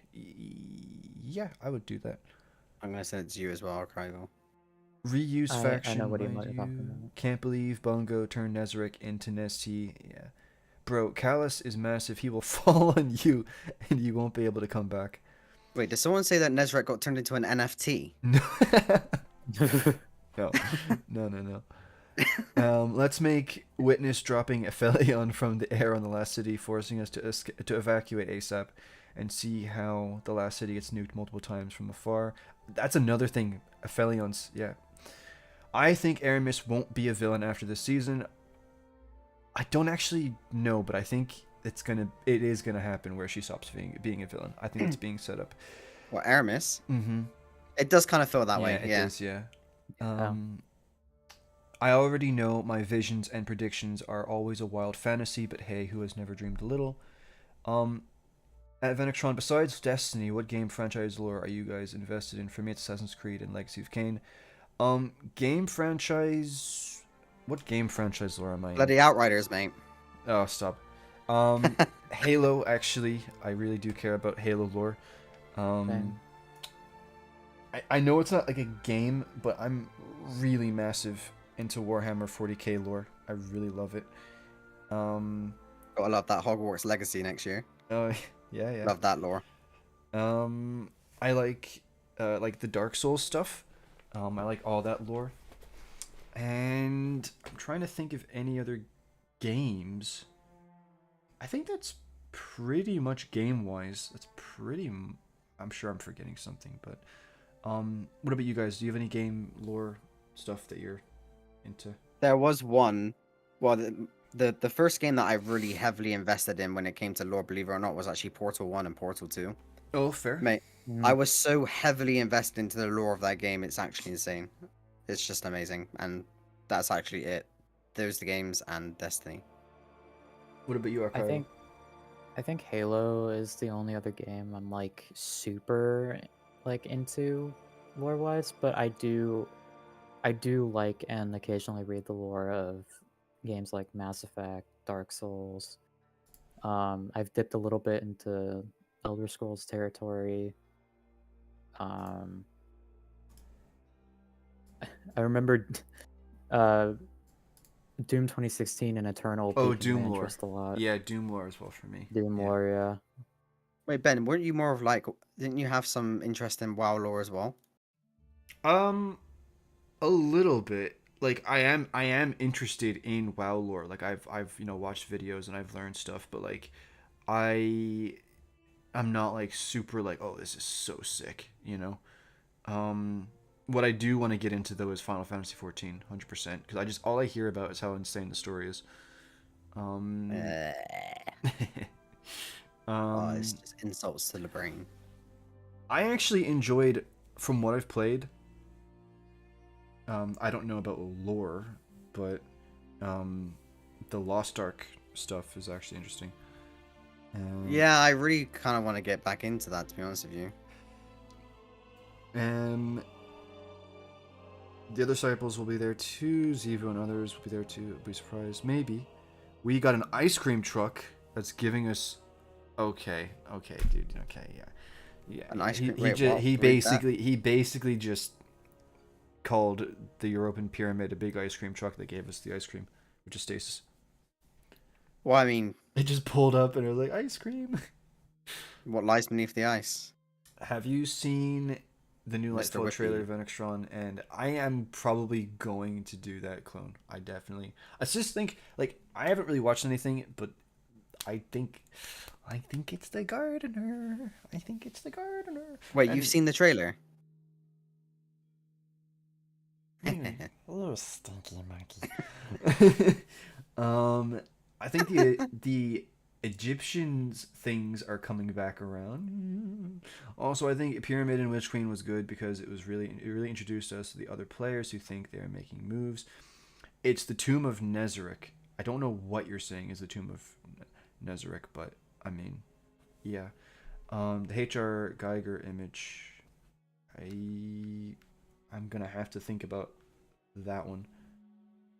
Have you seen other people's theories about there's a pyramid city on Neptune? No, I haven't, clone. I'm gonna get educated on that one. Educated. Have you read the end of season dialogue for this season? I have. Yeah, I sent it to you. Yeah. I'll send it to Archival as well, actually. Yeah. I already Yeah, I sent it to Alright. him. Yeah. Cool. Felix, I think you're right about the GDC conference. Yeah. I don't know why you're saying thank you to me in all caps, Errol, but you're welcome. Maybe at the time he really agreed with you, and that's he prob- was no, like, that's prob- "Thank you, that's prob- exactly." That's probably yeah. Please Yeah, blow yeah. up the last city, FFS. Yeah, we need. Oh mate, to that's lose. gotta be so terrible, isn't it? Imagine all these years they've been. Yeah. You know when you look into the distance and you see all those workers working so hard since the Red War to build the old tower, and it just gets nuked again. Oh, one of my favorite ideas during like Lightfall predictions was that the first mission would be us going back to the old tower and they're like, "Hey, we renovated this finally. It's all good." And then like 2 seconds later it gets completely demolished by a pyramid. oh, that actually. Yeah. That's a, yeah. That. Sorry, I don't want to like interrupt you. I'm but that trying. brings I'm me just trying back- to get down this list. Give me one moment, Yeah. okay? When Archival mentioned about the whole thing where we missed the golden age, like during the campaign, like hopefully that doesn't happen, sort of thing. That kind of reminded me of what we actually got with Witch Queen when the Traveler relocated to the Throne World, Yeah, and in the just- last city, like it just appears. And I was saying to Ben, like in terms of lore, right? If we're thinking lore, like the people of the last city can see this happen. The Traveler's gone; it's not there anymore. Like, we don't see any of that. We just turn up to the throne world and it's there. And if we were to go back to the tower, it's still going to be there. Yeah, so we see none of that. And I really just, I hope that that doesn't happen. I really want to Yeah. see these things. I don't want to, like, go back to the last city and it's just ruins, because I'm going to be like, well, I wanted to be there for this moment, you know? Mm-hmm. I wanted Oh, to see God, the I hope end, not. damn it. Yeah, anyway, you can go back to your comments. I love, Felix, how you always bring up Lysander, because I'm glad somebody remembers him. I Lol. remember him. Yeah, I know. I feel like a lot of people just don't remember, and it makes me sad. It makes me Bungie too sad. doesn't. That's the people I'm talking about. Yeah, okay, I know. Yes, I do agree, Venture, that even though Callus is like probably going to be the main guy, the Witness will have a big part to play. Yes, I agree. Um, I'm just gonna, yeah, Neomuna Wakanda. That's exactly. Where is Old Chicago? That was the I mean, I don't, dude. I don't know. Yep. Somebody said Neoconda. I saw that at some point, and that actually made me laugh really loud. Like I had to really try not to laugh on stream when I saw that. So true. Um. Wait, you've played the recent mission, right? I've played this story mission, and then I was in the middle of doing the thing for the Revision Zero Okay. catalyst, and then I got kicked. So you got to the Same. part where Osiris. We'll talk about that. We'll talk about that in that part of the season for the season. We'll save. Oh save- yeah, save. okay. Because it's annoyed me. Also, question why? Yeah, so I think what he's asking is how come the collapse isn't happening to the rest of the universe, and how come it's like only around us? I think it's just because the Traveler is with us. I think if the Traveler left us and went somewhere else, whatever it is would most likely be happening there. Maybe, I don't know. Yeah, Traveler's going to Neomuna. I don't, dude. Confirmed. I don't know, dude.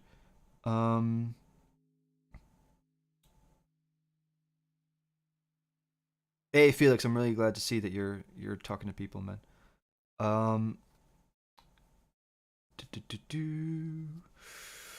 Strand is going to be a mid to everyone, and the answer is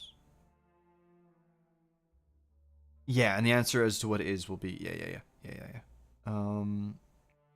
I can't wait for the saga to end. I just want it to end well. I don't mind. I don't actually care when it ends. I just want it to end well. Yeah, but what's going to be the game that you go to next? Destiny 3. Destiny Right. 3. The mobile game that they're working on. No. Which is actually confirmed. Man, so much hate towards Cloud Striders. I'm love sorry. Cloud Strike, it's a good gun. I know. I just don't like it. I'm sorry. Cool man. surfboard, bro. I don't trust anyone who lives on the gas giant willingly. True. They're 8 feet tall and they got surfboards. I don't trust anybody who lives for only 10 years. That sounds actually. I'm sorry. I mean, that's mean. But anyway, like Like 10 minutes. Yeah. they're like the sworn defenders of the city or whatever, and they live for 10. Can you imagine? Mate, oh, you're so right. That made me I had laugh, a really bad thought where it's like every time when I play Lightfall, every time I see a Cloud Strider, I just think today's their last day. Yeah, but mate, remember that joke that I said to you when I was like, I hope Bungie made enough character models because they're gonna be cycling through these people so much. They're on patrol, and then there's a guy just falls out of the sky. They have like, you know, those like random face generators. They just apply that to a face model, and it just changes like every like couple of weeks because these guys are just dropping like midgy flights. They're gonna need a 3-week curse rotation to keep Literally. up with everybody. Nah, yeah. mate. Mate, literally, it's just gonna be, right, these people that they claim don't last very long, but we're just gonna have the same dude for years. Oh, it's Like, it's come great. on. It's great. And we don't know how long this particular Cloud Strider's been around. Yeah, I'm sure Bungie will figure out a way how suddenly everyone in the game knows about this guy. Oh yeah, Yeah. he's been my mate all along. Little Big JP says, at Venextron, I want the city to be destroyed, but it seems unlikely. They will save that for final shape, probably. Thoughts? I I think I think the city. Okay, I think the city is 100% going to get attacked. Will it be like annihilated? I don't know. I don't know. Shadow Legion is Red Legion painted purple. Troop. Tormentors feel promising though. I'm actually not excited about the Tormentors. Wait, I need to take a look at the Tormentors again. Like, I've I'm actually not forgotten what they look actually. like. I'm not actually that excited about them. I'm said- really excited about them. I mean, they could be cool, but I don't know. I already know how to kill them. I just think it's, I don't know, they do look cool. I mean, they've got these massive giant buff bodies and then these two little chimp legs. But like, Bulk. mate, it's just, I did like that scene where he's like gripping the hunter in midair and then sort of like, it's almost like a finisher. I know. It'd That be was really cool. funny if they actually can finish us. It's like once they take down Yeah, their shields, true. it's like, yeah, I oh mean, why god. not? That would be pretty really sick. cool. Yeah. Look, joking aside, I respect all your opinions for real, but I feel like we're being a little critical, and it's still so early on to tell what's going to happen. I'll tell That's you when I what. made my criticism comment. Yeah, I tell you what, Venture. Let's wait. I'll tell you what. I want you to tell me after the Vidoc if it's like fair game to be critical, because I know what you're saying, but I want to know. I'm just curious. I want to know like what's your like cutoff point, because I feel like the Vidoc's gonna be like the biggest. Okay, Brad. Okay, Brad's just putting pictures of Cloud Striders in the chat, in our Discord chat. The Vidoc's gonna be probably the biggest amount of content we get talking about Lightfall before it comes out. So I feel like that would be like a good cutoff point, right?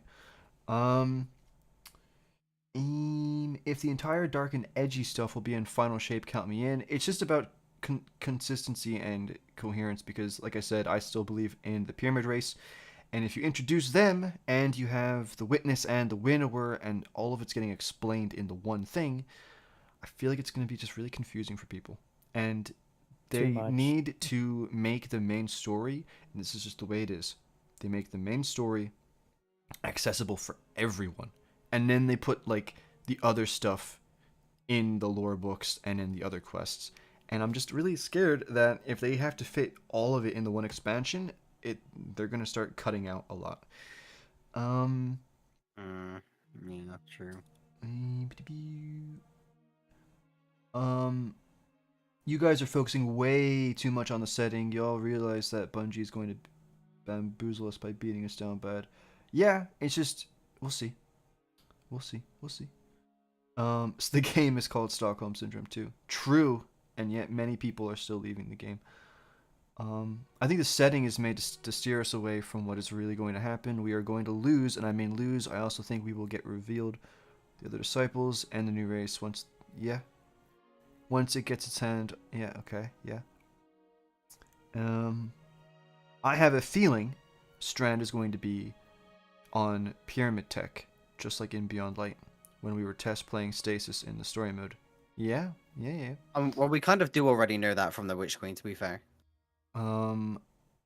My prediction is that we're going to war with the Black Fleet. Then we discover that the Black Fleet are looking for something in Neptune, so we go there, and after arriving, we fight. Yeah, that sounds pretty good. This guy, Daddy, bets that the raid boss is Nezarec. We will see. I don't want it to be, but we will see. We team up with the Cloud Striders to beat the Shadow Legion, but we discovered there's a pyramid city with something important. But the Black Fleet gets it, but we kill Callus. Yeah, maybe. I'm waiting to kill Callus. Archival Mind, and this is I think in regards to the Witness. Archival Mind, so a Throne World style boss. We defeat it or kill it, but we need to kill him later like Oryx. Is that kind of...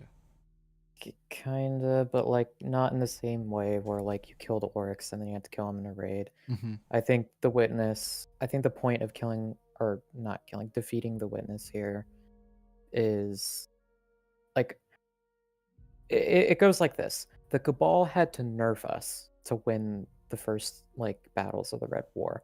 I want us to have to nerf the Pyramid Fleet in order to beat them. Yeah.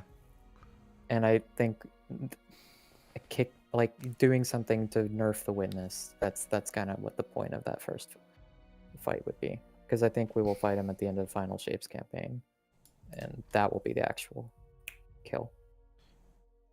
Fair enough. Yeah, I could see that happening. Bro, we've got a lot of predictions here. People are making a lot of predictions. I think it's really great. Xivu and Callus attack the last city. Callus finds important object of power on Neptune. Callus ship warp speeds to planet while we hitch a ride.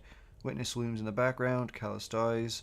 Witness gains some ultimate power and a setup for ultimate Thanos, final boss, or Witness is freed from some prison or something. Okay.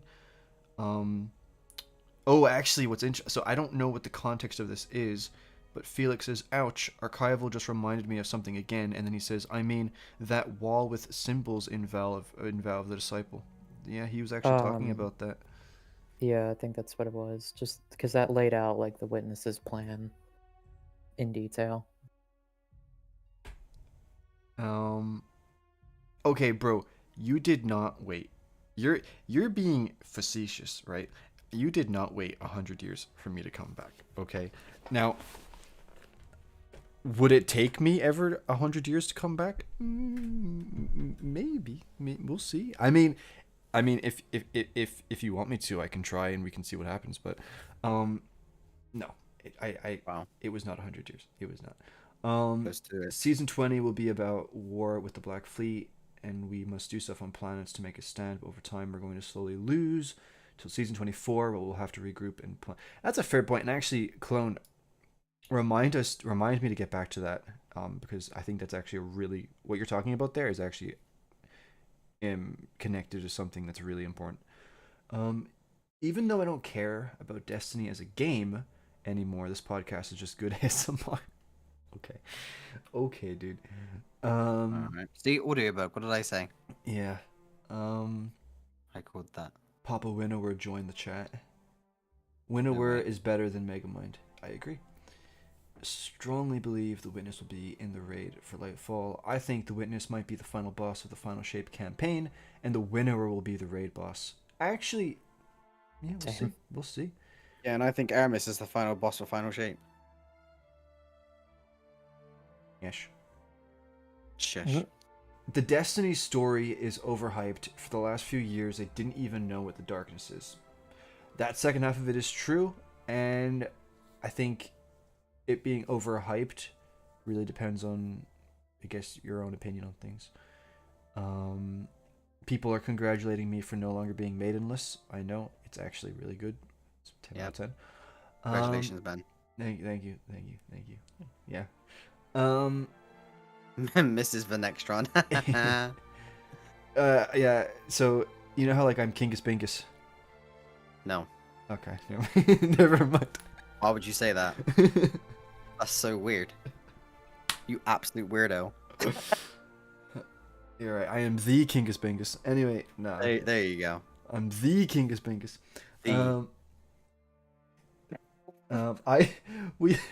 We hope to get some maidens of our own. Right, and he plays Destiny as well. Can you believe it? Bro. Actually possible. See. Inhales. Where is my Lysander? Yeah, I know, dude. I think the guy who like wrote all of that, I think he's in a better place now. I want to see the Black Fleet race and lore. Skyburner. Yeah.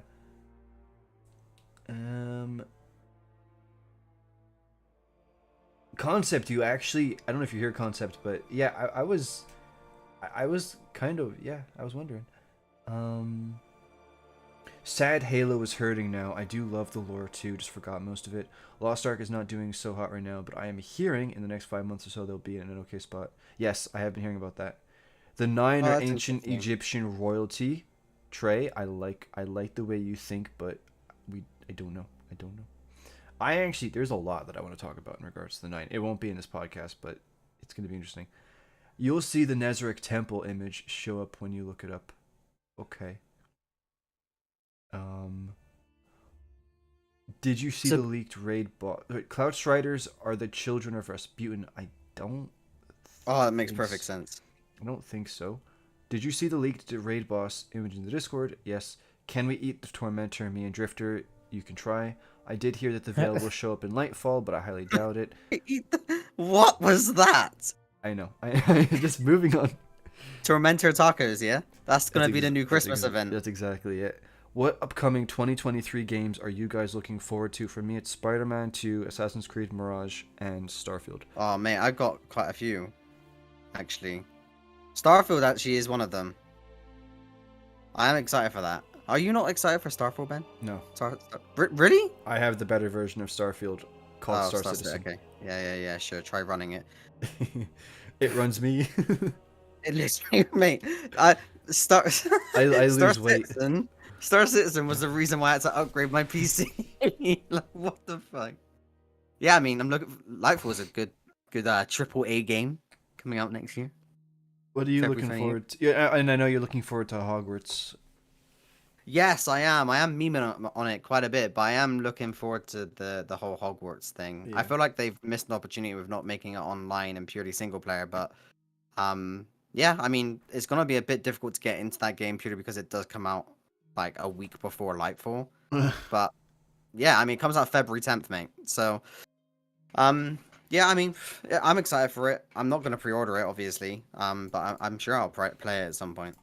Archival, are there any games that you're looking forward to? Not exactly. I mean, I'm intrigued by Starfield. I mean, there's Elder Scrolls 6 because I played True. Skyrim and that was nice, and I plan on getting into ESO at some point. True. Obviously, whatever comes next for Halo Infinite. The one game that's already come out that I haven't played that I do want to play is Elden Ring. I 'Cause- haven't played that yet, too. Actually, that's a good point. Yeah, because I have friends who are interested in the Souls games, and I already played through 3, and I'm going through 1, and then I'm gonna end up playing 2. Oh, Fair enough. I really want to play Bloodborne, but I don't have I a know. PlayStation. I can't play that game either. It sucks. I'm really excited for let me think here. So the Warhammer 40k game Space Marine 2, I'm really excited for that. I haven't played the first one, but like it just looks really good. A game that that has come out that I want to play is Darktide. Warhammer 40k Darktide. That looks really good. What other games? Obviously Lightfall. I want to hear more about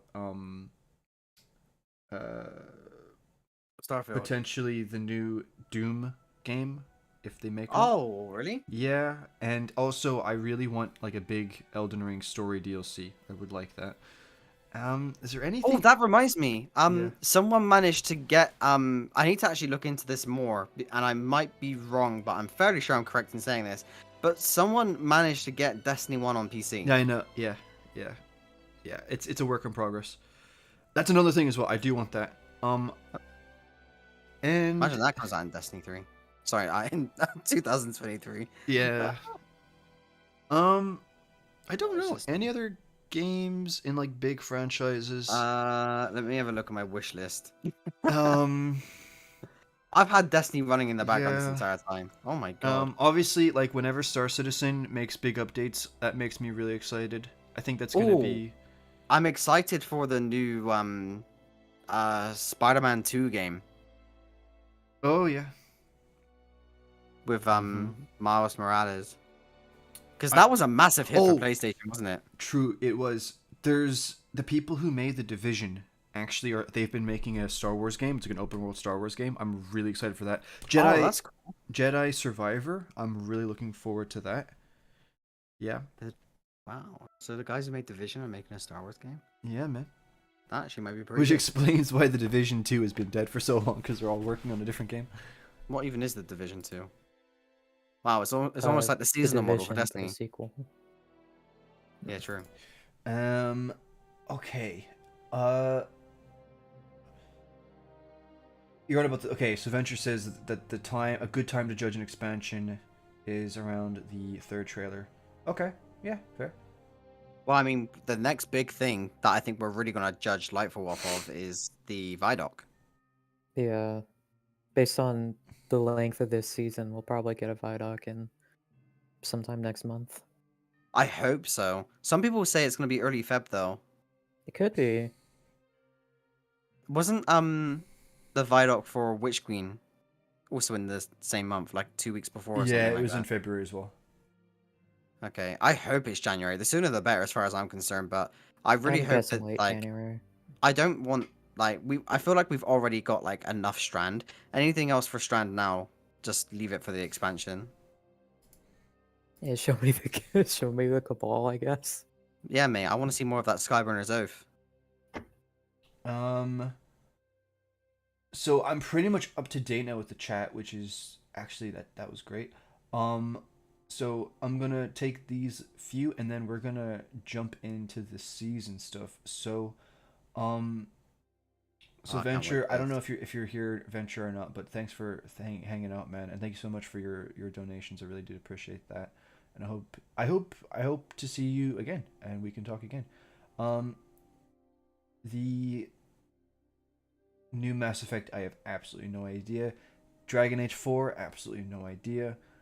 Trey Wilson says if you could if you connect to Rasputin's network, would that make him a form of egregore? What? I don't actually know. And then You don't know, or you don't know what the comment means. both.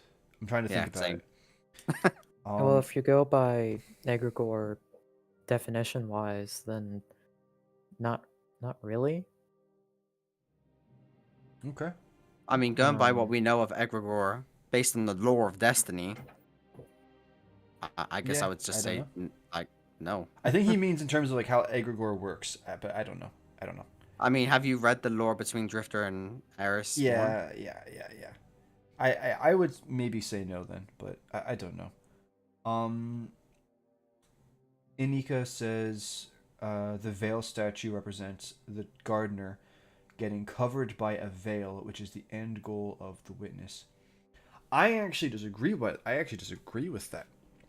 Oh, you're in trouble now. I disagree with that because the concept art of the gardener that we have, of what I'm pretty sure is the gardener, has that veil on her. I just think that's like, I don't know, dude. I don't know, but I think there's a good chance you're right. I don't know. I don't know. But I like how you think it's the gardener. That does make that does put a smile on my face. And then the Discord for the Destiny 1 stuff is called RPAC3. Do you think we will have a new enemy race to fight, not counting Tormentors and Lightfall? No. That's my prediction. No.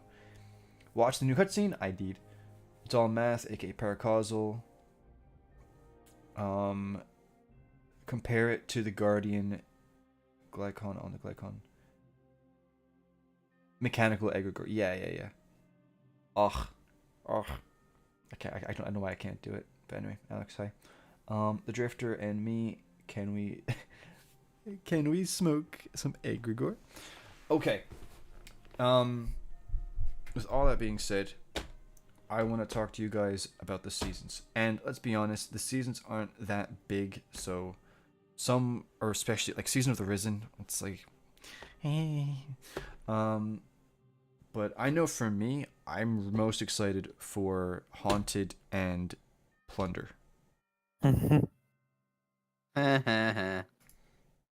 Anyway, I'm gonna put this out there.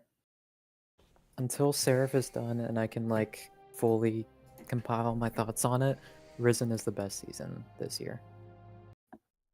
And there's no contest. okay.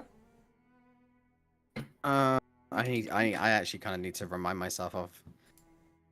Risen was the first one, right? Yes. Yeah. What did we get in Risen again? Just spark my memory. It was like a Psyops knockoff. Battlegrounds. Yeah, it was like a continuation of Witch Queen, and then in the end, Saladin joined with Keitel. Oh yeah. Okay. Got It was you. a short season. It was like 4 It was 3 weeks weeks, wasn't it? story-wise, All right. yeah. So okay, let's Short and go in. sweet. Let's go into Season of the Risen very briefly. So I'm not really Brachia's gonna. I'm not gonna get into like the seasonal like content and the gear and all that. I don't think it's really necessary. This is like a lore podcast. So lore wise, I'm sorry, but I didn't really care about Season of the Risen. It didn't offend me. It wasn't bad. And I was interested. Oh, Crow messing with the Cabal and all that, and like I don't know. It just was.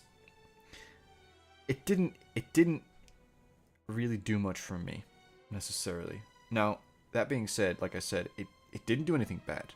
It didn't like mess up any lore. It didn't make me scratch my head and go, huh? I was a little bit confused about Saladin joining with Keitel, but it's okay, I guess. It's fine. Am I missing out any major story beats or lore beats about this season? Not really. I guess if you want to go into it, the plan on the antagonist side, a backup plan for Savathun was to basically relocate her throne world to the moon and launch an invasion of Earth from there. But yeah. Yeah, that's kind of it, isn't it? Yeah, like it was a very short. In my opinion, it was short and sweet. It didn't do Yeah, anything That's fair. like offensive. It didn't like. It kind of knew what it was, and it stuck to it. And I was cool with that. And even though it's not really lore related, I just thought Psyops and Vox Obscura were fun. Mm-hmm. Yeah, no, I'm pretty much around the same. It wasn't really the stuff I was that excited about, especially because it's hard for me to take the Hive stuff seriously with Savathun being out of the picture for the most part. But I mean, I do agree with you as well. To be honest with you, I mean, the fact that I needed a refresh on what Risen actually was kind of like, I guess it didn't really Yeah. stick with me. I guess I'm kind of in the same playing field. Are we okay to move forward? Let's move backwards. Season of Arrivals was the best intro to a season we've ever got. True. Agreed, 100%. We haven't had anything like that. It was just so good. All right, Season now we of can Rivals had the perfect fucking like story tone. It really was. It really was. And people slated haven't it at gotten the it time, since. but oh god, don't. Oh, I just want it so bad. It was good. Season of the Rivals is very good. The intro was just insane. It really was just good. But yeah, we can go forward now. Season of the Haunted. Now, if you don't mind, can I go first on this one? If that's okay. Yeah, sure. So, you already know where I'm going with this. He's all one, boy. pumped up. You already know where I'm going with this one, boy. So, how do I say this? Nezric. Yeah, that was really good. I really liked that. That really made me happy. Because Season. yeah. So okay. Sorry. So all jokes aside, right? If we're looking at the main thing,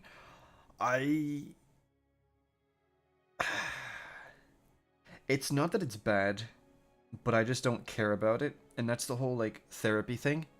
And we'll talk about it more, but I feel like there's a lot of that going on in seasons where it's like these characters are like having their therapy, and it's okay to feel this way, and it's gonna be all right, and here's your emotional closure. And I'm like, dude, I'm not saying emotions are bad, but we are literally about to be wiped off the face of existence. Like, can we just focus, please?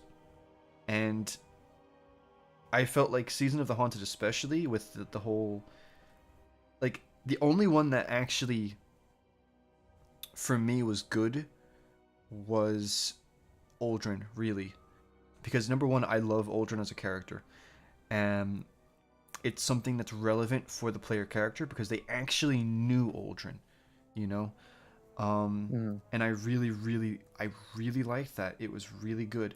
Zavala was okay, but I don't know. It didn't hit me the same way that the Aldrin stuff did, And as for Keitel, I really didn't care at all. I Daddy really issues. no, it's not even no, it wasn't even that. It's just like because her thing was Gaul, and that just didn't really. I didn't really care about that necessarily. Um, and then you have Callus, which I didn't care about. They actually said it, and maybe this was already a thing that existed, but I discovered it in that season. And it's that all the Cabal that he has are like grown in vats. They're not actually Cabal that are just loyal to him. And when I found that out, that made me lose all interest in the Cabal enemy wise as just a faction entirely because they're just clones. No offense, clone. They're just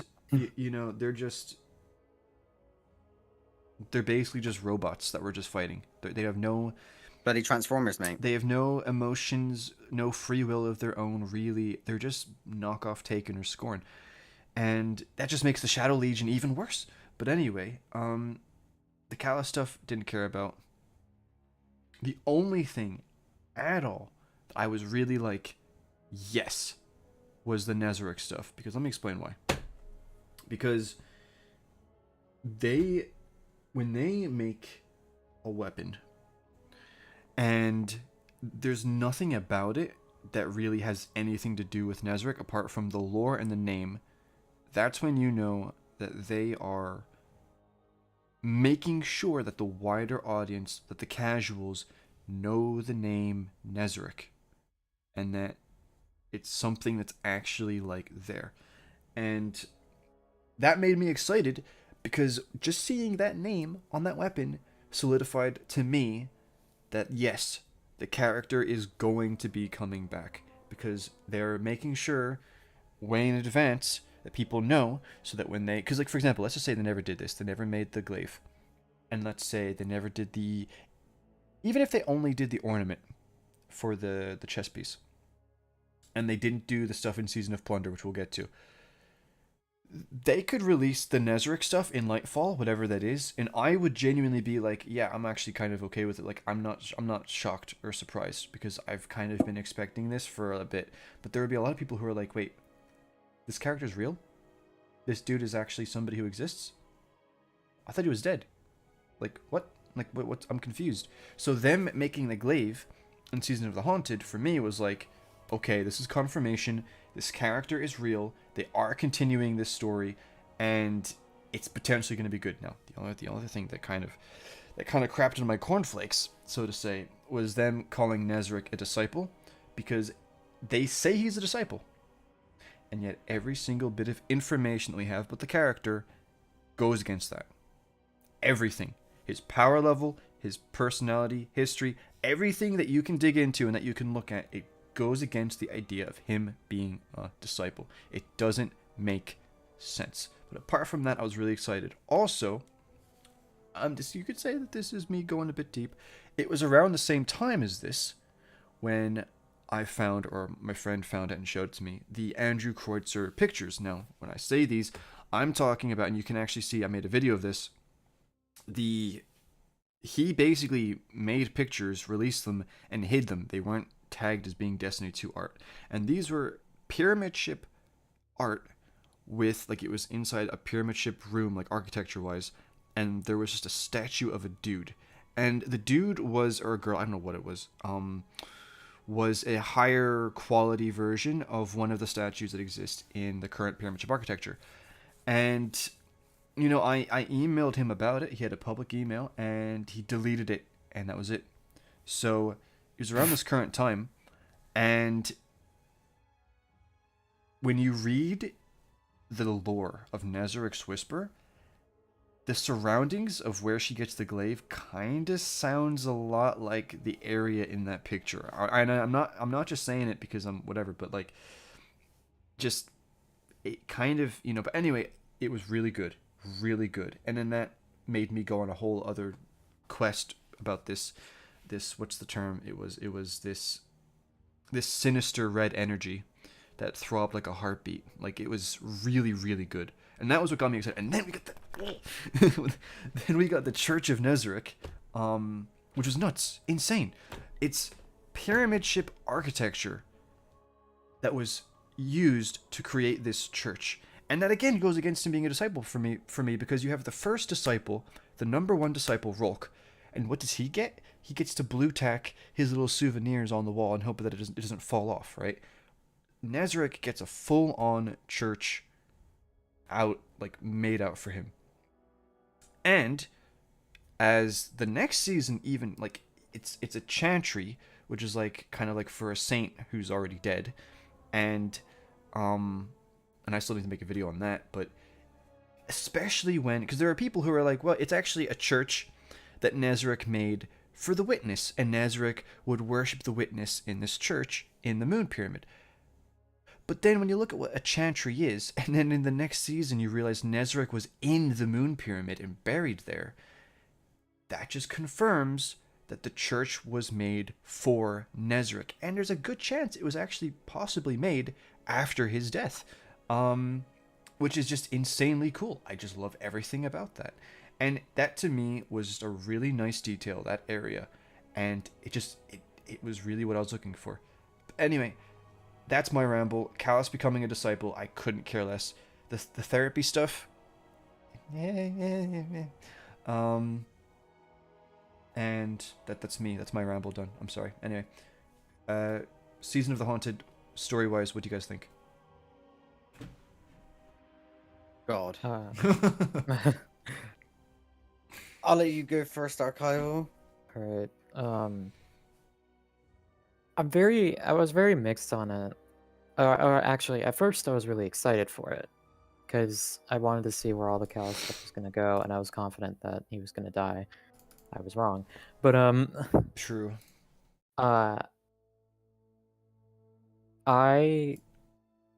when it comes to the main sort of idea of the story, which is the therapy stuff, I did like how we finally wrapped up the emo crow plot.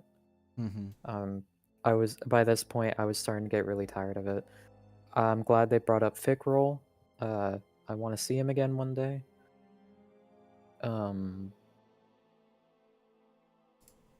I did like the Zavala stuff. I initially didn't really care for it, but as it went on, I started to like get into it a bit more.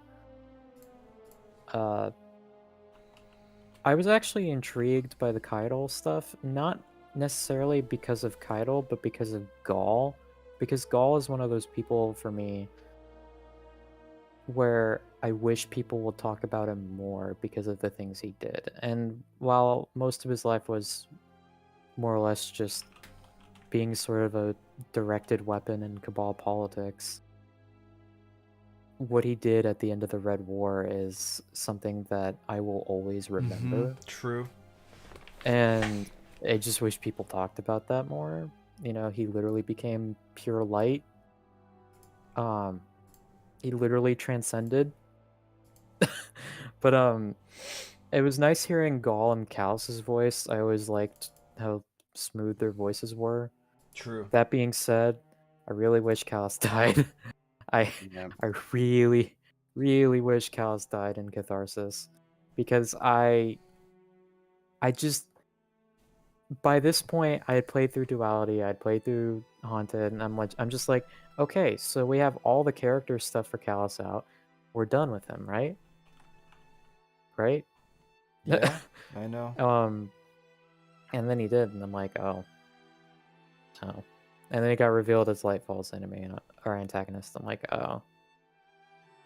And that's kind of when I started to like really look back at the season and like what it does, what it did, and just sort of like analyze it. And I realized that you could have skipped the entire season and almost nothing would have changed. True. And it's because of that that I'm just kind of mad that it exists. And Wow. that's it's not like, oh, I guess I shouldn't say mad, more like just kind of disappointed. It doesn't like make me super angry except the Callus stuff, but it's just, I'm just a little disappointed that it didn't end definitively. Yeah. That we aren't progressing the plot that much at all. At the very least, yeah, I was intrigued by all the Nazareth stuff because I remember an interview from like years Yeah, you ago told me. where You they showed me. basically, yeah, where they were like, we just kind of were bunches. Just one of the writers just came up with that name as sort of like something to maybe do later on, like to work with later on. And I was kind of excited that they actually were going to do something with it because now I can actually talk about him in like a serious light. And um, I do actually like that he was a disciple. And I say that because after Rolk, it became pretty clear that the Witness doesn't have like as much control over their forces that like people would like to believe. And even though Rolk was like loyal to the Witness, he like the Witness would occasionally give him tasks to do, and Rolk fucking hated them. And Nezarec has so much stuff packed into the Yeah. original Nezarec Sin lore tab, Yep. and that Oh, tells baby. me so much about like how some of the architecture in the pyramids could be related to us, how just how Nezarec could have like interacted with us Mm-hmm. in the pre-Golden Age era. Like it's just Mm-hmm. the ideas started to spark. Mm. Yeah. Yeah. Yeah, Yeah, and that's I think you're dead right in saying that because I think as time goes on, I end up looking at the Nezarec Sin helmet and that lore not just as some random thing they wrote as flavor text, but as almost like a blueprint of the overall story for Destiny. If you think about it, because like for example, I mean I know I'm kind of I'm gonna say it, but anyway, I think you're dead right, and I think as like cool as like the church is or like the glaive is or like the stuff in Season of the Plunder, in the end we always keep going back to that helmet because that helmet seems to be like the The key to a lot catalyst. of things. yeah. Yeah, It's it's just it's so it's fascinating. really it's just really interesting how the Witness's goal is almost completely contradictory to what Nezarec's goal in that helmet is. Yeah. Yep. It and like I don't even think the Witness was really planned that much back when Nezarec's and like lore was written. And to have those just line up like that, or rather not line up like that, tells me that it I don't things could get interesting with that. You know, if they play it right. Yeah, I know. Um, hey, actually, Brad, you didn't talk about your thoughts on the Season of the Haunted story. Um, well, I mean, to be honest with you, my opinion isn't really. Okay. It's not really long-winded. It's I just didn't. callous bad. It was just like I've had enough of Callus. We've had about 12 seasons of him. Like season of Opulence was all about him. This season was all that season. Sorry, that season was all about him. We've had the Leviathan raid that was all about him. We had two more raids that was all about him. Lightfall was now going to be about him. So it's just whatever. Season of the Haunted, they did all the like those little subplots with Zavada's family and everything like that. It doesn't matter. Like we're not going to talk about Zavada's wife in Lightfall. It's just filler content. Okay, So yeah. that's I'm just gonna leave it there. Okay. With that being said, are we good to go to Plunder? Good. I mean, I wouldn't um exactly say it's I know. I said like, sure. can we go to Plunder? yeah, yeah. Okay. Yeah, Um, I mean, I'll just go ahead and just get it off my chest. I genuinely didn't care, and you know what's actually interesting? So, I actually have almost like I have like a good solid chunk of the story all recorded, like of me playing through it, and I have it all as a video. It's just it's unlisted, and I give my thoughts on it. And I'm sorry guys, I don't care at all about Ido or Aramis or I really don't. And if it wasn't for the gimmicks that the whole season was like based around, if it wasn't for them being Nezarec related, it would be the most filler season I'd ever seen in my life. First of all, how is House of Salvation even still like a thing? Like, we literally wiped them out, and so many of them deserted. How do they still have numbers? I don't understand it. And the second thing is, I'm just gonna say it. I'm sick of this. Like, I hate how Aramis is gonna be an ally, and I know we don't know that, but that's just kind of They did hint to it at the end of last season. So, and like I know this is this current season, but like even the way Mara was talking to her, like it's just cringe, man. Like, I think it was Swetsicle. I know Swetsicle, but he was like he was like I know it's him, but he was like he was like, yeah, dude, why did we just freeze her? We should like decapitate her. And I'm like, Yeah. exactly, bro. I like Shatter Dive. I really like Shatter Dive, and when I Shatter Dive, things that are frozen go bye-bye. Why didn't you let me Shatter Dive Aramis? Why not? I would have done it. I would have done it for free. And so, first of all, I'm annoyed that she's come back to life, and we just let her stay there. And we literally let her stay a threat. And we didn't do anything, and that really bothers me. And then now the idea that she's this threat and we're going to let her become an ally, it just seems really kind of mushy for me, and I'm not really the biggest. It's just, I know it's a subjective thing, but it's not really for me. Ido is actually, I actually do like Ido as a character. I take it back. The only thing is, and I say this in that video that I recorded when I'm playing it, I think Ido is a great character. And I think she's a really intelligent character, and I like that. And yet that one moment in Season of the Plunder where she like goes to try and get the relic by herself or something, or to try and talk to Aramis by herself, and then she gets like ambushed, and she's like, oh no, and then Mithrax is like, no, Ido, no, please save her. I'm like, this is actually so stupid. You are literally, you're writing the character to be dumber than she actually is to set up these events. And I don't like that, because it makes me dislike Ido, even though I know that she's actually better than this, really. So I just don't care.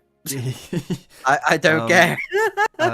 I liked that Drifter was involved. I'm a little bit, and I'll talk about it later. I'm confused that Drifter was involved last season, and now he's disappeared this season. The same way. Oh yeah, true. Eris was involved in the season before, and now she's just disappeared. It's like, maybe she's like, I don't know, and it's like, yeah. But anyway, what I really want to talk about was this is what I really want to. Here comes the meat. This is what I really want to talk about. Yeah, brother. Is oh my god, that was a whole different vocal cord. Oh wow. Is the Nezarec stuff. Oh baby, to get those relics. Oh, I just love a good lemsip. And to hear the whispers.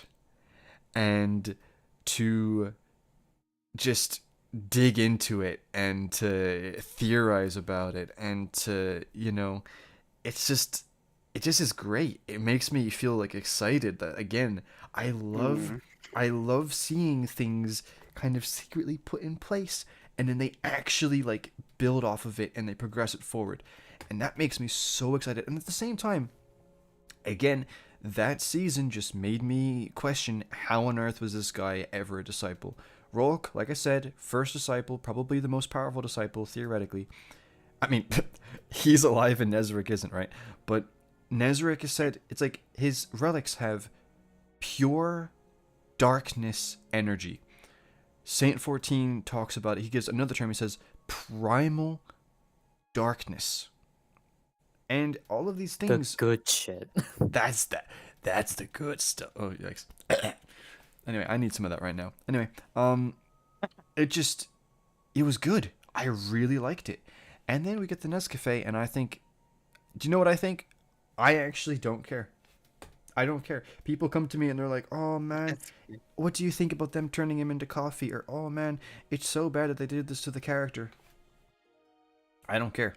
because if you want my honest opinion, number one, and I know I could be factually wrong here, but it was never my opinion that like his entire body was like in these relics, really.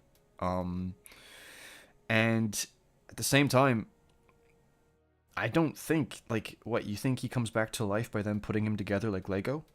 I think he is alive right now, watching things in spirit form. His soul is perfectly fine because I do think that there's a good chance he has the light. And as Witch Queen showed us with Finch, people who have the light when they die, now it could actually be attached to. I mean, I'm not going to get into it, but anyway, he's fine. He doesn't need the relics. I don't think. I don't know. I don't know. And I think that this is a red herring. And I think, let me just put it like this.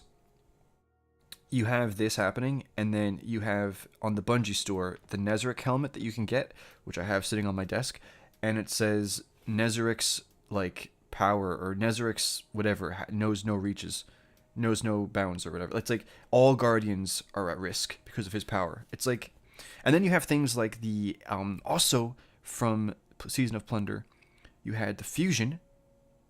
Really, really interesting. It's literally a canopic urn from the pyramids, but it's been turned into a gun. Like if you put it like on its side or whatever, it literally is like a jar. It's like something is inside of it. And it's really good. It makes me excited because I do think we're going to be seeing Nezarec in Lightfall.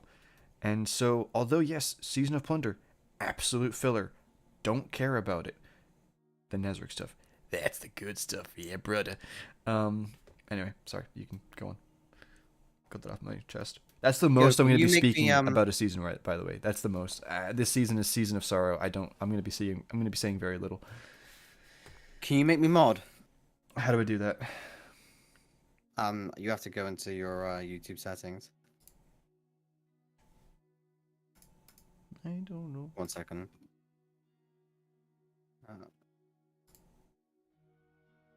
Say something in chat. Oh yeah, or you could just do that. I just sent a period.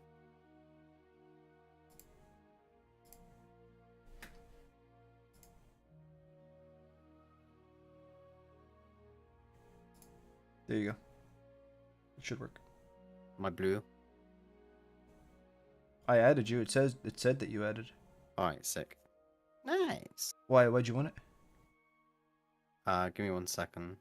Did somebody say a no word? No. Okay. No, give me just 1 moment. What are you? Oh yeah, doing? just continue as normal. No, I'm done. I'm Archival. What do you think about Plunder? Oh. So as somebody who does care about the like the Fallen story and where that goes, Plunder was like the worst season I've ever had. And so that's where it's kind of where I have to like put it in a competition with Hunt, Undying, and Worthy, because Undying was very lacking in story and content. Hunt was lacking in content, and Worthy was also lacking in content. But I think it's definitely better than Undying and Hunt, so I'm gonna compare it to Worthy. The reason why I am less mad at Worthy than I am with Plunder is because Worthy didn't have enough story for me to get mad at. Yeah. It was super cut and dry. Now, Plunder. Plunder is the season that made me defend Splicer's story. And I hate Splicer. Really? To me, there are 3 good characters in Splicer, and that's it. And that was Mithrax, Ido, and Saint. True. And everything to do with those 3 in particular, I thought was excellent. But the rest of it, Ikora, Curia, Savathun, I hated all of it. I thought it reduced Savathun's motives to MCU levels of like, and not like good MCU either, like bad MCU levels of just bad. It made her seem absolutely stupid. Curia being wasted was dumb, and Yeah. I don't even want to get into how the city political like system is just absolutely broken because like Korra made a decision without getting anyone's Yep. support on it beforehand. But then we get to Plunder. So you know how I said I liked Ido? Yeah. Plunder Ido is a completely different character.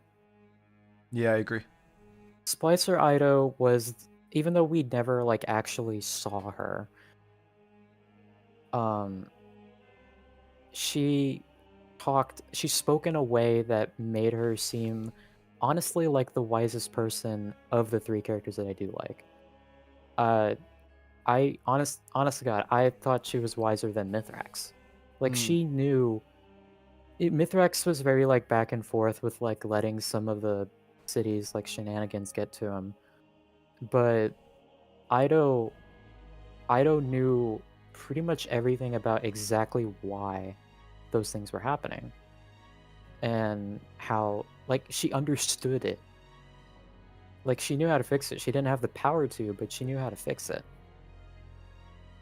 And just sort of hearing her talk about, Elixir history and how all that comes to fruition in House Light was like really interesting. And then you jump to Plunder Ido, who is naive. Yeah. Like apparently like there's a point where Mithrax is like, she doesn't know how bad the world can be, and it's like, Ido studied history. She knows exactly how bad things can be. She was found in a fucking crashed skiff. She was born in the wreckage of a battle. Like, she should know exactly how bad things are. And I guess the only thing she wouldn't know would be like Mithrax's past. And that gets to my next point about Ido. Why is she so pissed off? Now, I get, they did make it less of a, oh, you did this bad thing, shame on you. And it's more of a, you didn't tell me, shame on you. But still, it seemed very, like the way she reacted to it seemed extremely unreasonable. Because it has not only been centuries, but Mithrax has done literally everything in his power to sort of backtrack on it. And the thing about it's just, this is why I'm glad Drifter was in the story, because True, yep. Drifter is like Yeah, the only true. smart character here. He Drifter's great. As soon as like this whole forced conflict started happening, Drifter was like, man, I mean, I kind of get it though. Mithrax is just somebody who did bad things. He doesn't need regrets. I mean, yeah, we all have. like okay, yeah, that's it. Why are we still on this? And she still distrusts him. If you go into Catch Crash right now and like complete it, in one of the if you've completed the seasonal story, there's a chance you'll get dialogue where Mithrax and Ido are fucking still arguing. And it's like, is this really that big of a deal? It really doesn't matter, does it? Like, damn. And what's worse is that Ido getting so unreasonably upset at Mithrax led to Mithrax making dumb decisions. And it kind of fucked with his character too. Because he started literally going backwards in like character development. Yeah. Like that whole thing at the end where he's like threatening Aramis with a sword, and Ido's like, "No, don't kill her." I mean, the only reason Mithrax is so angry right now is because you pushed him to that. You got so mad that he wouldn't talk about his past that now he's all up in his past, and he's literally going backwards because of it. Aramis could have easily won that fight. Why the hell did she not use stasis? because stasis was nerfed, and it's not as Why does she viable. even have it? It's technology. Like it's like no. We're not gonna Like get into that. she puts up a wall, and that's it. Bro, I, my brain.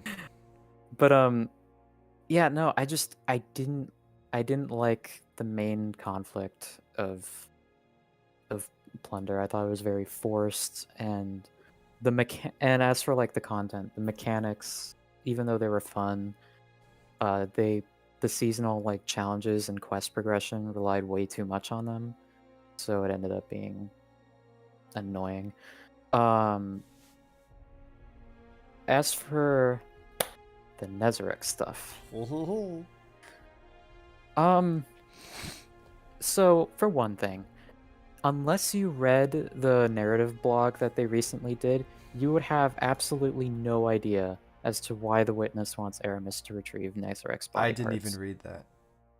So Go ahead and explain. the Why reason not? why the Witness wants Nezarec's body parts back is because it wants to recollect the darkness from the body. Because apparently that good, pure vintage darkness is something that it wants.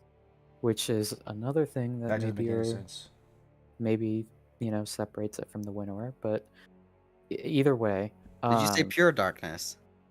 yes. So Nezarec has pure darkness. Yeah, but what makes it impure now compared to the pureness of it then? What's I that? have no idea.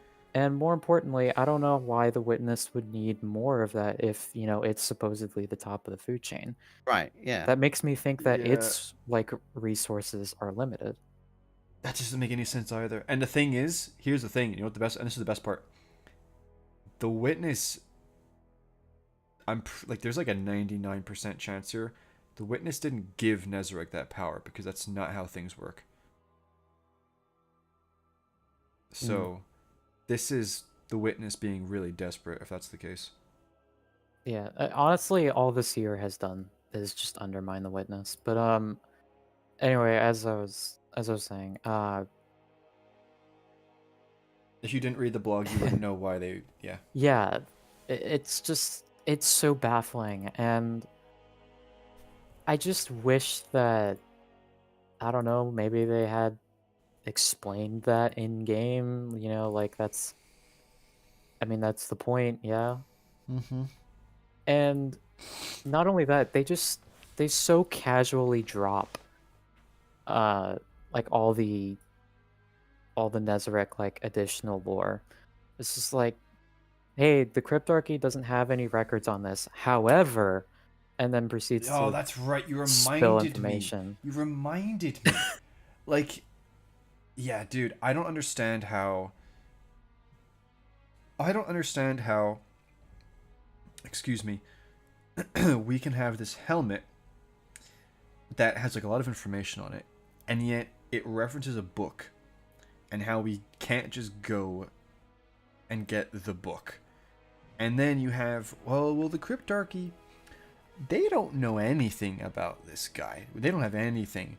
I mean, even if you said that they had a library that was like destroyed during the Red War, something.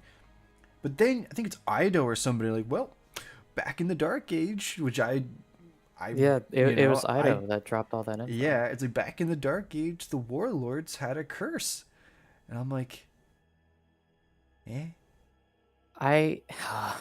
just, and it does.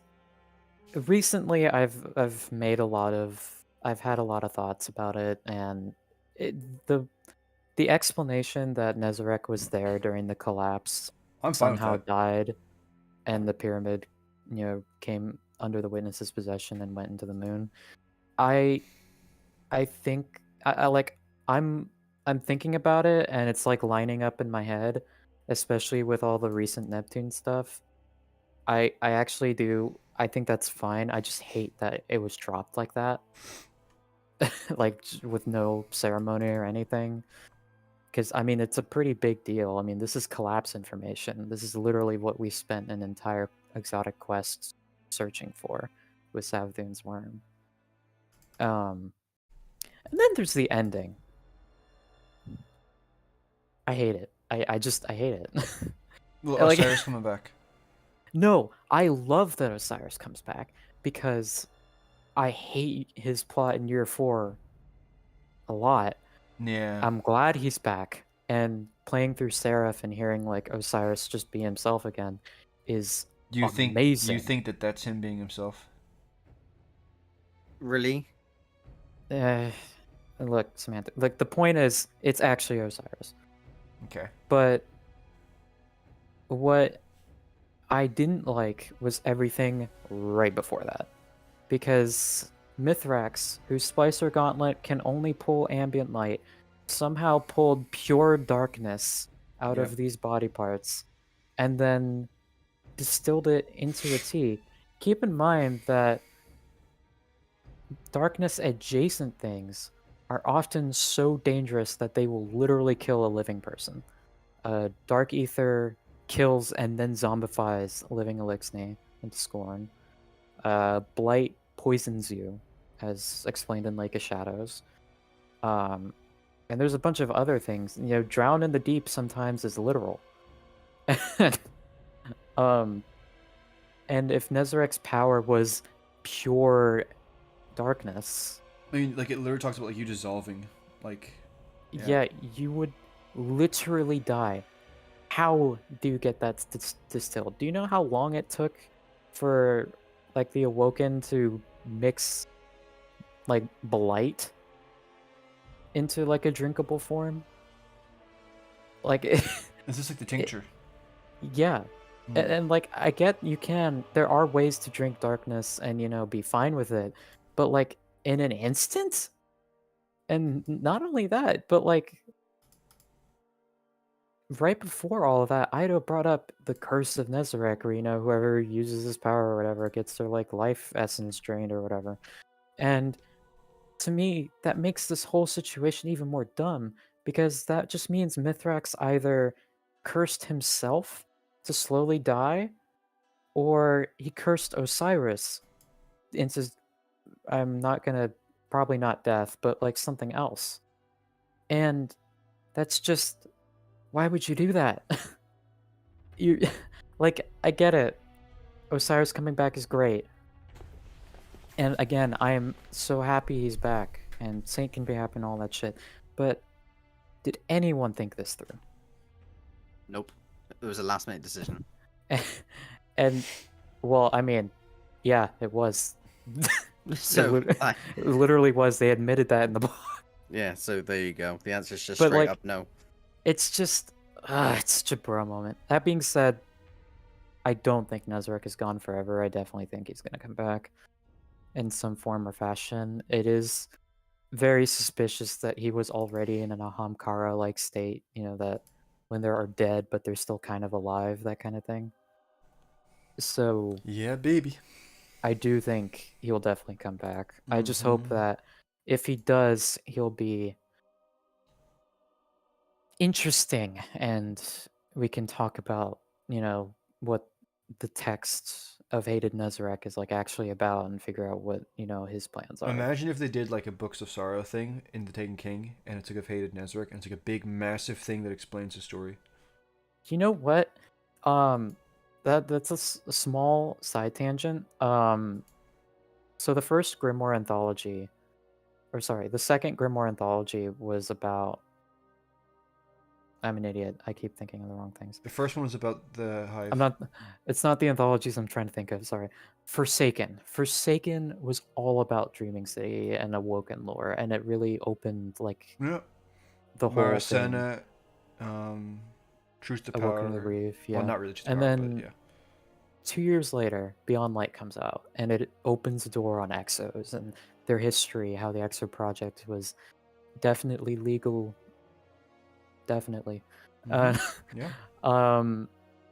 So I'm thinking 2 years from Beyond Light would be Lightfall.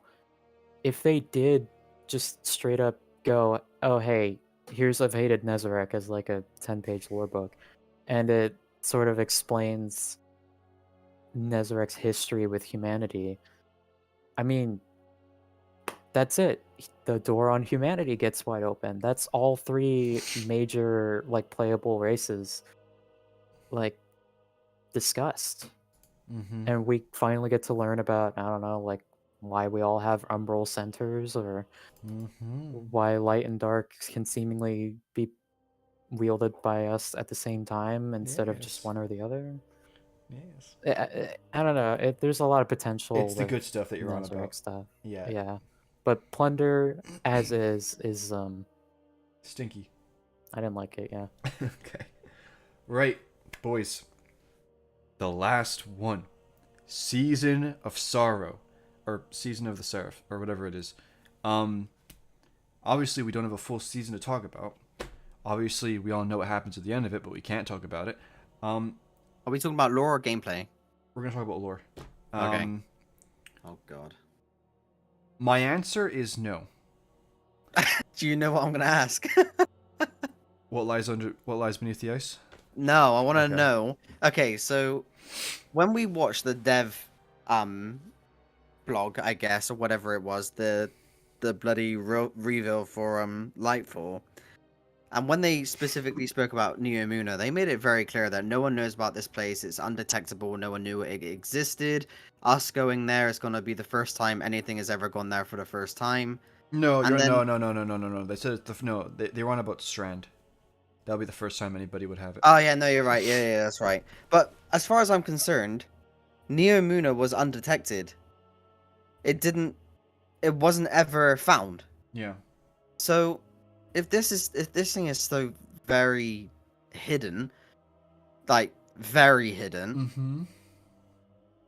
do the Nine know about it? If they do, how come they haven't said anything? If not, how? And how on earth does Osiris know about Neomuna? Or what is on Neptune? Yeah, I know. I just don't get it.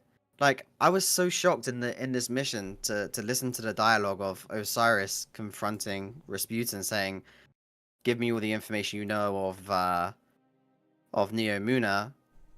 I don't know how on earth Rasputin's never even come across. No. You missed an important thing, where it says he didn't have the information, but he could tell that he did at one point. So he actually deleted it. Right, so Which is very convenient. So he knew at one point. He did, and then he deleted it. Yeah. But Which is convenient. But well, yeah, of course it's convenient because Bungie said in their bloody thing that no one knows. Yeah. What do you think about the rest of it? Knows. Hmm. I want to know how Osiris knows. How did he find out? Because of Savathun. because in his dream he had Savathun's memories a little bit. And right now, how does Savathun know? That's the question. They're never is the going to explain it. I do have a theory. Okay. Let's listen to it. I can't talk about it. Oh, so Oh, good. is it spoilers? Cliffhanger. It's kind of spoilery. Oh, Yeah. okay, fine, that's fine. Yeah, but I said multiple times throughout this that I'm sort of like working things out in my head, and that is part of it. Message me. But to sum it up, I think it has something to do with what the Worm said about what Savathun did during the collapse. Because to me that's the only way, like, she'd know, is if like she had something to do with that. What did you think about? Wait, what do you think about this season so far? I honestly don't really know. I like it, but I think I'm getting burned out, or I'm burnt out because of Plunder, so it's like affecting how I view this season. But it's okay. There is one like glaring hole that isn't like that big of a deal in total, but it is something that I do bring up every once in a while, and that's the Mars heist simply existing. That's a whole thing. I'm not gonna go into it, but it's the pyramid chilling. It's not even the pyramid, but Chilling. it's just, yeah. As for Neptune stuff, the dungeon actually kind of explains a lot of this. Like, the dungeon literally gives us the answer as to why Neomuna is so hidden and why it even exists in the first place. It just, doesn't name it because I don't know, it's not Lightfall yet. But like and like we know why. And that makes it really funny that the Soul Divisive Vex were actually super close to figuring out like all the Neptune stuff. Like they were right there. They were literally right there. We're actually very lucky that we stopped them when they did, because they would have figured it out. But Well, they technically no, but you need to remember they've said that there are Vex on Neomuna, so they do figure that it is out. true. That is true. But how long have the Vex been on Neomuna? Because I swear I True. remember the stream saying that they've kind of been in a. I'm sure we'll find out in the lore tab of a weapon. Well, either way, like come on, like the Vex shouldn't have any problems with Neptune people. I mean, they're Neptune. causal. They don't have any light or dark on them. The Vex should be able to simulate them perfectly. But let's see. This week's stuff was very interesting. I'm cautious about. I'm a little wary about where it puts Clovis as a character. Yep. Um, On the back burner.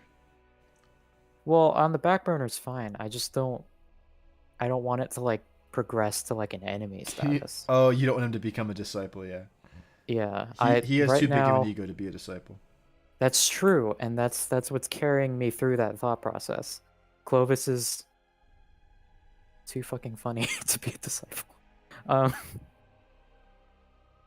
the rest of it, yeah, I mean, It's whatever.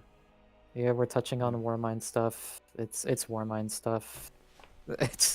It's not really always been like my strong suit. I'm a little weirded out how Anna Bray can unironically say, the only being who can outwit a hive god of war is a war mind, Sure. as if war isn't what powers Xivu Arath. Yep. There is one weapon lore tab, and I'm surprised Ishtar doesn't have it on the website, but you can get the weapon now. And it discusses like Kaido's troops trying to get into the Seraphon station. And you know how you see all those dead Cabal? Yeah. So it explains that they get shredded like every time. But what's interesting is that they mention a Cabal ship of unknown classification pop in for like 5 minutes and then dip. And that interests me, because obviously Cabal ship of unknown classification, to me, I just start thinking of the Lightfall trailer with the Cabal ships, and I'm thinking, oh shit. And that makes me think the Witness is really like it's really desperate to figure out what's on Neptune, because it's sending literally all of its pawns to do its job for them. Yeah. It's like hey, this little random spire on Mars opened up. The Vex go there. Hey, there are bunkers everywhere. Xivu Arath, you take care of that. Callus, I don't know, sit there and wait, I guess. It's not time for the DLC yet. No. But I don't know. I'm intrigued as to where the rest of the season is going to go. Obviously, without saying anything specific, I did read a lot about where it's going, but as seen with the Witch Queen paste bin, reading something is a lot different than True. watching it happen. True.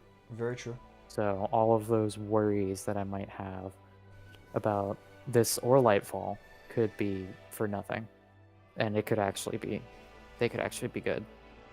So, I will say, I don't know about when compared to Risen, but it is automatically better than Plunder and Haunted. I know it's a low bar to clear, Yeah. but that's my take. So I'm gonna keep this really simple. Anna Bray, bad. Elsie Bray or the Exo Stranger, kind of irrelevant, just kind of standing there watching. Clovis Bray, Giga Chad, based. And the rest of it is really just, I don't care. And let me break this down for you really simple. Rasputin is probably the biggest joke in the entire Destiny universe. He is like supposedly this insanely powerful being, dips during the collapse, shuts down, lets billions die. Great. Awesome. Really want to side with this guy. Then it turns out he butchered the Iron Lords and the Iron Wolves. Great. Awesome. I really, really want to trust this guy. And then we need him to destroy the Almighty. And I remember specifically in Season of the Unworthy them saying, oh, this is getting Rasputin up to full power. He's going to be the strongest he's ever been. And he can fight the Black Fleet. And, no. I showed my girlfriend that, and then I immediately showed her, what's his name, Jontron or whatever, saying, that one didn't age so well, or whatever. Because it didn't. I love the opening cutscene of Arrival so much. It's Yep. and so now he's back, and it's like, this time, guys, this time I'm gonna be really powerful. This time I'm gonna really do the cool stuff. And it's just like, no, you're not, bro. No, you're not. Why am I wasting my time with you? I don't. If anything, I would rather destroy you so that our enemy can't use you against us. But you're certainly not going to be this big, massive player in anything. And, I mean, and that's really it. I think I don't care about Rasputin because he's proven that he is not what we need. And Elsie Bray, the Stranger, isn't really doing anything because Bungie doesn't know what to do with her. And Anna Bray is my least favorite character in the whole franchise. She is my most hated character in the whole franchise. She is a deserter, and I don't like deserters. And no, I don't like her. No. And Osiris, ever since they brought him back, he's been really soft. And I'm really conflicted about it, but I don't like it either way. This week, when the Queen, Marasov, has that conversation with Aramis, that triggered me.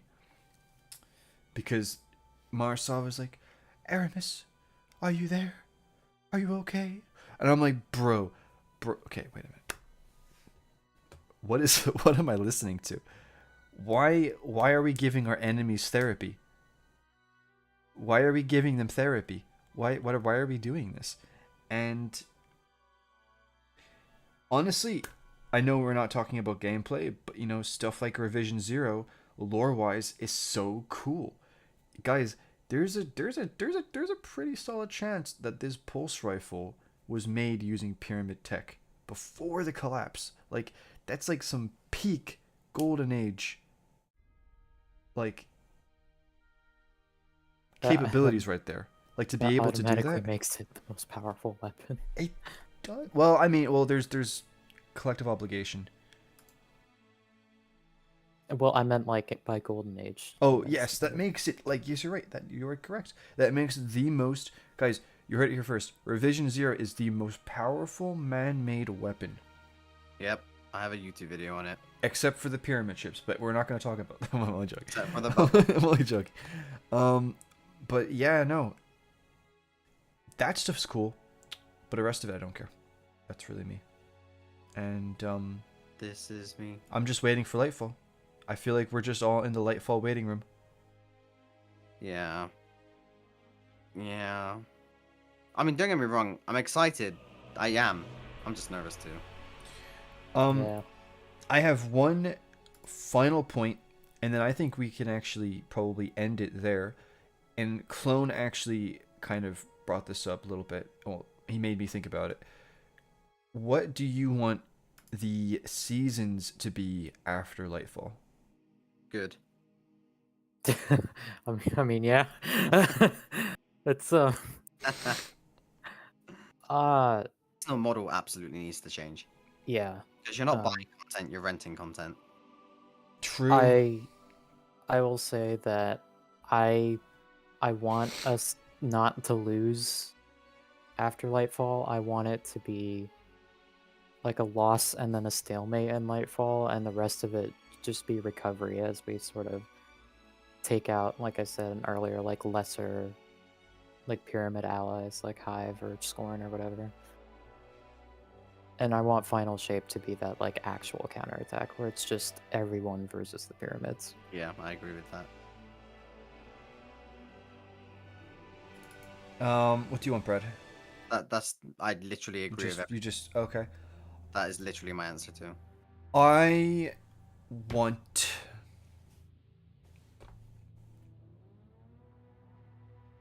Well, I really need to pee at the moment. I'm not gonna lie. I want. Let me watch, please. Heyo. Ew, okay. Um, I want. I want a season about Xivu Arath that actually like goes into the character. I want. Um. I want a season that's purely about the nine. Yeah. And I think it's nearly guaranteed. I'd nearly bet money on it. Because I mean, you need to think about how many players are actually left after Lightfall. Because there's not going to be most likely a Callus season. The Witness isn't going to get his own season. There's probably going to be a Vex season. Yeah, there's going to be a Vex season, 9 season. Xivu Arath. Dreaming City. Xivu Arath season, maybe Dreaming City, and then obviously, so we can actually break this down. First season, especially if it's included with Lightfall themed season, Lightfall based season. Fourth season is hopefully it should be Final Shape themed season. So that leaves the two in the middle to be filler. Yeah, I think Vex season and 9 season are guaranteed. I wouldn't mind a Dreaming City season, but I don't know how. I don't know if there's enough content for them to use. Oh, there can be. You just tackle the Scorn. That's it. Okay. That's your. I That's don't your. want to. I don't want to score in season. I'm sorry. I don't want to score in season. I'm sorry, but we're probably gonna have to get one. Okay. Okay. Fine. It's Okay. Fine. it's gonna be painful to play in. Don't get me wrong, and I will hate every single second of it. Vex season taken. No. Vex season 9 season against taken enemies, and Scorn season, and the fourth one. Cabal if it's Lightfall. True. There you go. Done. We did it. Guys, we And just predicted it the whole next year. You're welcome. You can end it on Vex or Dreaming City because one would require a big season, and I really do think the Vex will have a part to play in the Final Shape Yeah, I think so too. because they were once the Final Shape. But yeah, I think that's pretty much. Yeah, I think we've been talking for a good while, but we really covered a lot of stuff. Yes. Are you guys? Do you want to end it there, or do you have anything else that you want to say? Any closing thoughts? I mean, for me, I'm pretty good. I got a lot of it out in my points. You got it out of your system. Yeah, I'm good now. The expansion is gonna be great. Yeah, I hope it's good. I'm looking forward to it. I'm definitely looking forward to it. I can tell you that. And the main thing for me is just the story, because I know the gameplay is gonna be great. I'm sure Neo Moon as a location is gonna be great. I mean, it looks amazing. That scene with the hunter jumping off the building, they deliberately zoomed out to give you that sense of scale that we're in a big, huge sort of location. So yeah, that'd be cool. I think Strand is gonna be fun to play around with as well. I just really want them to know the story and just really do it justice. That's kind of the main thing for me. I just want them to. I know I always go on about it, but for me, the reason why I'm so obsessed with the pyramid ship stuff is because they have been laying the blocks and the foundations for this story for so many years. I just want them to actually deliver and have that payoff. And I think, especially with Witch Queen now, we're so close. I really want Lightfall to actually give us that story. And I mean, if we get the Gardener as well, bonus. And if we get the winner, if we get confirmation of the Pyramid Race, confirmation of the Gardener and Winnower, I'm happy. I'm happy. And if Nezarec is not a raid boss, I'll be happy. I don't want to fight Nesric if I'm being real. I don't know. I want to be his best mate. No. I mean, I don't think, you know, buddy buddy is an option, but I think the fact that the goals between between him and the witness seem to contradict each other. I just don't Like, see. heavily. I don't see a reason for us to be enemies. To me, he's like, it's kind of like the thing where he's described as a fiend. Like he's, you know, he's not like a good person, but I mean,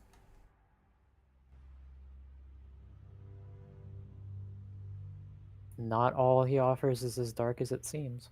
When the guidance shot, and that's another thing as well. People were like, "Yeah, Nezarec is gone now because of the Nescafe." But I say, in the Nezarec Sin helmet, it says, "When the guiding shine fades and all seems lost, he will call to you." That's a prophecy right there. Prophecy, the dungeon. No. Yeah, no, I'm pretty much. I think I'm pretty much. Yeah. Um, what I'm going to do is I'm going to use the urination station, and then when I come back, I'm gonna go through the chat and I'll talk to you guys all that are watching. And you, Brad and Archival. I mean, if you want to leave, you certainly can. I just want to say, guys, I'm really glad that we could have this conversation. I really enjoyed it. I'm really grateful that you took the time to come here and talk about all this stuff. And yeah, I really enjoyed it. It was really good. Yeah. It's really I good. appreciate it, man. Yeah, for sure. I really did enjoy it. And Probably do yeah. another one of these when the Vidoc comes out. I mean, I'd be down doing like I'm obviously like on a smaller scale, doing like a discussion video. I'd be down. I don't know about anybody else, but yeah, I wouldn't mind. Yeah, I wouldn't. I'd be fine with that. Cool. But yeah, actually, yeah, I think I'm going to just wrap up the stream and talk to the guys for a bit, and yeah, that'll be that. Yeah, again, I'm really happy we could have this conversation, and I really enjoyed it. It was really good. I just hope Lightfall's good. I do. don't know. I do. And Felix says, "Yes, please, end it already. I must wake up for hairdresser visit tomorrow morning." Okay, right. Anyway, I'm gonna end this call and just to kind of wrap things up, and then I'll go through the chat, and or I'll just leave. But anyway, yeah. Take care, guys. Thanks again for coming. And subscribe. Yeah. Okay. Yeah. Yeah. He And hates it. make sure you check out Brad's channel and also Archival Mind. Thank you. Yeah, of course. Thanks, Ben. Wait, Archival's a YouTuber? You didn't know that? Yeah. Wait, are you monetized? No. We'll get you there. Well, He's I mean, got- I wasn't monetized initially because none of the content I made was like my own. That was a whole part of the deal. But I guess Oh. now that the copyright stuff's happened, Well, we can even talk about still, that. So good. I Subscribe anyway. wouldn't monetize music. But anyway, yeah, I'm gonna go, but I'll talk to you guys later. Yeah. Blah, blah. Okay, now it's just us, my friends. Now it's just us. So I'm going to change this. Now, I must say, it says we have. Wait, we have over 20 people here. Wait a minute. You were telling me that there are over 20 people here on this planet who actually sat and watched me talk about Lightfall and the Cloud Striders for like 3 hours. That's amazing. I'm going to talk and I'm going to go through all of the stuff that you guys have sent, and we can have a good conversation. And then afterwards, I will leave. Now I have to find. Oh boy. Let me see. Okay, and I'm gonna just go back, play these. Okay. Okay. Crab Cake suddenly knows more about Nezric than us. Season of the Haunted, more like Season of the Midlife Crisis, due to my world, as I know, is coming to an end. Looking at Zavala. I want to say Nezric is like Marasov in the sense that they were the first of many to use the darkness, and he possibly tricked the witness into thinking they were the first. I like that. I actually like that a lot. Like how Marasov was actually the first awoken, but tricked Lee into thinking she was the first. I really like that. The name Gaul proves that they are/were human. I don't know. I don't know about that one. Destiny is Dune. Have you picked some new background music? It's just, yeah, more of the same. What I'm playing now is actually from Meyer's.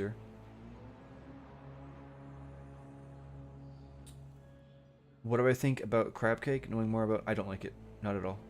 I mean, I don't mind it, but I just want to have actual information and not really vague implications. This story is what happens when you have so many different writers that seem to do their own thing with the story, and I agree, definitely. And it's because you have the live service team, and then you have the expansion team. Yeah.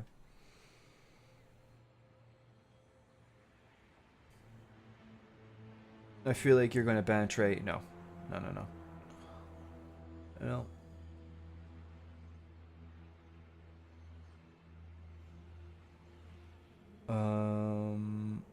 Have I looked about? No, I haven't cloned. I'll do it after this.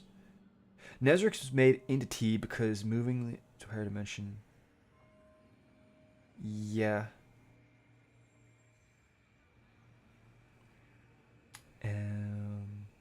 Anyone know the music that they are using? Is it from the D1 track or Halo? Cosmic Gaussian, if you're here, I actually have a video. No, not the music that I have now playing, but if you go to my channel, I have a music section, and the most of the music that I play, not all of it is in that, but a lot of it is. Yeah, but it's from a game, a soundtrack. It's the soundtrack for a game called Wolcen Lords of Mayhem. Why does talking about the truth behind Destiny's story bother someone every time, lol?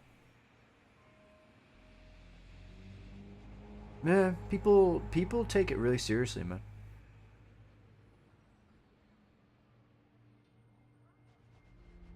I agree, Felix. Letting Aramis go is a mistake.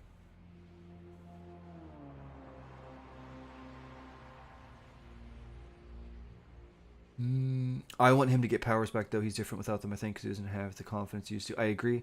I think... I didn't want to say it, but I will say it. Part of me wishes that Osiris actually died. Because this version of him I'm not the biggest fan of. I think he's going to be a vessel for him.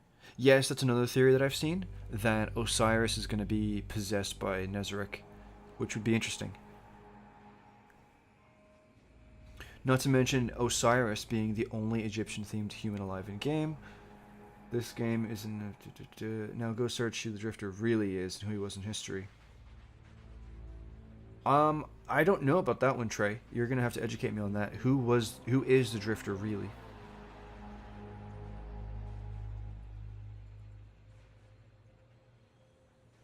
We also know that Rasputin's submind made its own submind for the ship that went to Neomuna. I didn't know about that either, actually.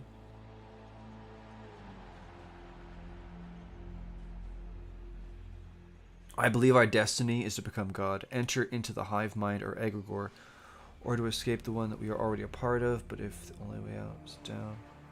I agree with the first half. I think we will effectively become unstoppable. Yeah. Since we reached Seraph, can we go to sleep? Yeah, I'm sorry, man.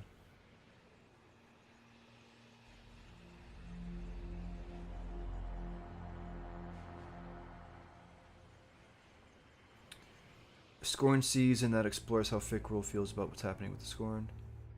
Yes, true. I like, can we just kill the fanatic already? That'd be great, thank you. Father, I am an overused boss. Anyway. Give us the links to their channels. Yes, if you're still here, I will do that.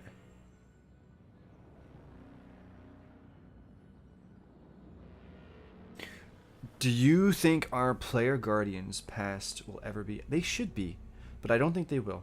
I don't think they will. I think they want us to be able to imagine it for ourselves, because everybody's gonna have a different idea of what they want. Did you see the other Nezric relics that are unloaded? Text. I don't know exactly what you're talking about, but no, I didn't. How do you feel about the Tormentors? I was hoping we could get the legit Darkness Rays from the concept way back when.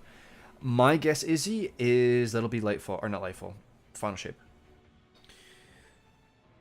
But yes, I'm not the biggest fan of the Tormentors because they just kind of seem like kind of dark robots to me. Maybe they have a really cool backstory and that would change how I feel, but at the moment I'm not too pushed about them. The Submind is the one in the dungeon. Oh, okay, cool. My Transformers figure I talked about earlier is Studio Series Bumblebee Soundwave. Soundwave is really cool, dude. Yeah. His name is Jermaine. Yes. Of course. Yeah. Yes, sir. We did it. Dude, I gotta say, guys, this has been an incredible stream, honestly.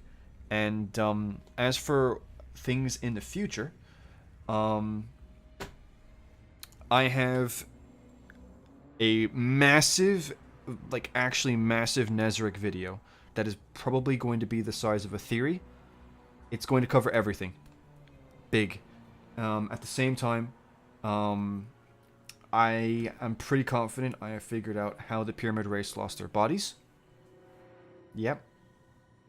So, got a video about that is in the works. And I want to make a video on Revision 0 and how it's potentially Pyramid Tech. And what else we got? I want to make a video on the Winnower, talking about, why I think the Winnower still is a thing, where I think the Winnower is, and what he's doing.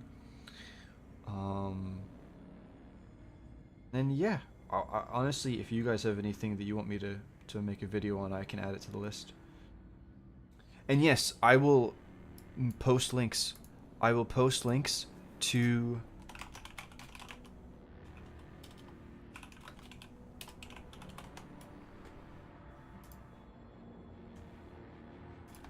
so this is Brad. In a minute.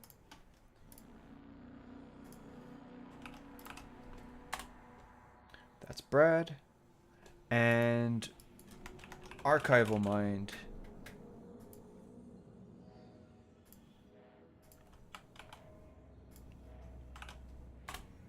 Archival Mind. There you go.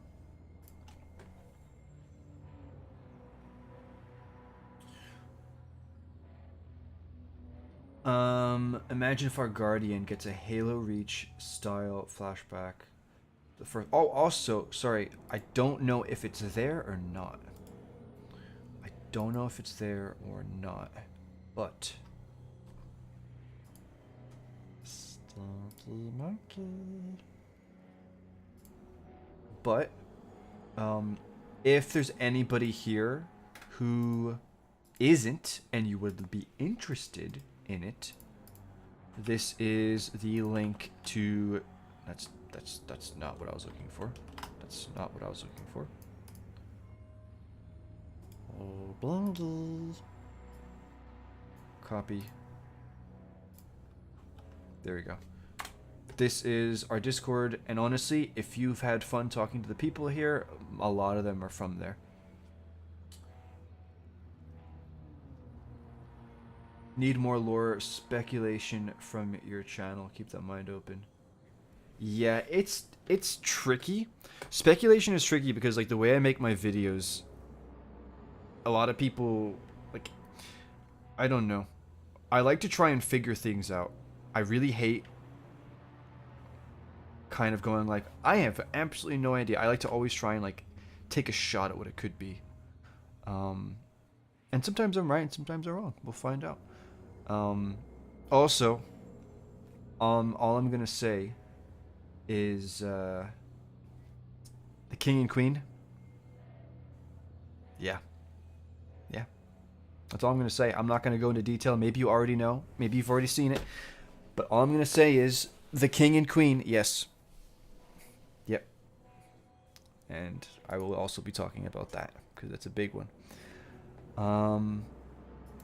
But yeah, that's pretty much. Yeah. And Brad says he just got 4 subs. So thank you guys. I really appreciate that. Brad really he deserves all of your support 100%. And to everyone who came here, thank you so much. And everyone who donated, thank you again so much. I'm home. I moved home for Christmas, and I'm going to be going back to college soon. And it's going to be tough. It's actually going to be really tough, but I'm going to really try and make it work. That's the goal and the dream. Yeah. You mean King and Queen? Okay, Errol. Bro. If you want to know about the King and Queen, I have a video on it. The King and Queen. And all I'm going to say is there's another video on the way that's kind of... Yeah. We kind of... Yeah, it's good. Tell Brad I will unsub. Okay. Yeah, he's going to be doing... I think Brad's doing more like commentary stuff. So if you're interested in that, then yeah. Definitely. He made a really good video about Lightfall. And yeah, you saw what lies beneath the ice. Yeah, I know the video. Yeah.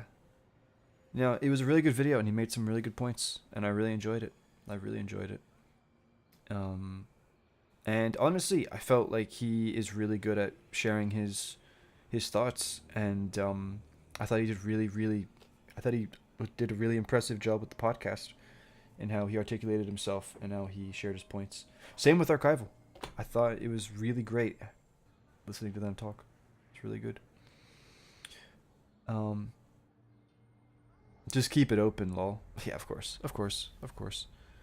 But yeah, boys, I really have to go to the bathroom, so I am going to end it here. And yeah, I'm just going to be tipping away, and it's going to be good. At Taylor King, more ice. I don't get that. Anyway, you should do more podcasts. I would, yeah, 100%. I really love doing it. Yes, sir. I really do. Why don't I know what King and Queen is referring to? You will. You most certainly will. In due time. You will, and it'll be great. I'll tell you what. I'll link you a video. Or not a video. I'll link you...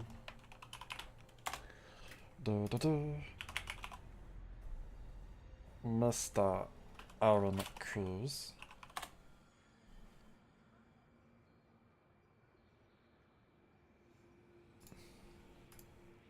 Here we go.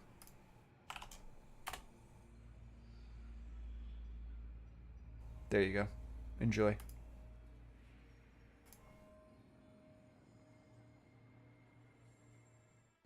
Okay. Anyway, boys, I'm gonna leave it there. Thank you so much for joining, especially on short notice. Thank you so many people for being here. I consider 20 to be a lot. I really appreciated your time. You guys are awesome. If you're here and you're new, I'm not going to tell you to like or subscribe or anything like that, but just if you liked what you saw and what you heard, maybe just keep my name in mind, and if you see a video come up, then maybe you'll remember me. And yeah, hopefully I can provide some good lore content for you down the road, and we can have a lot of fun, and we can have a lot of great discussions. But anyway, with that being said, I will talk to you later. And yeah,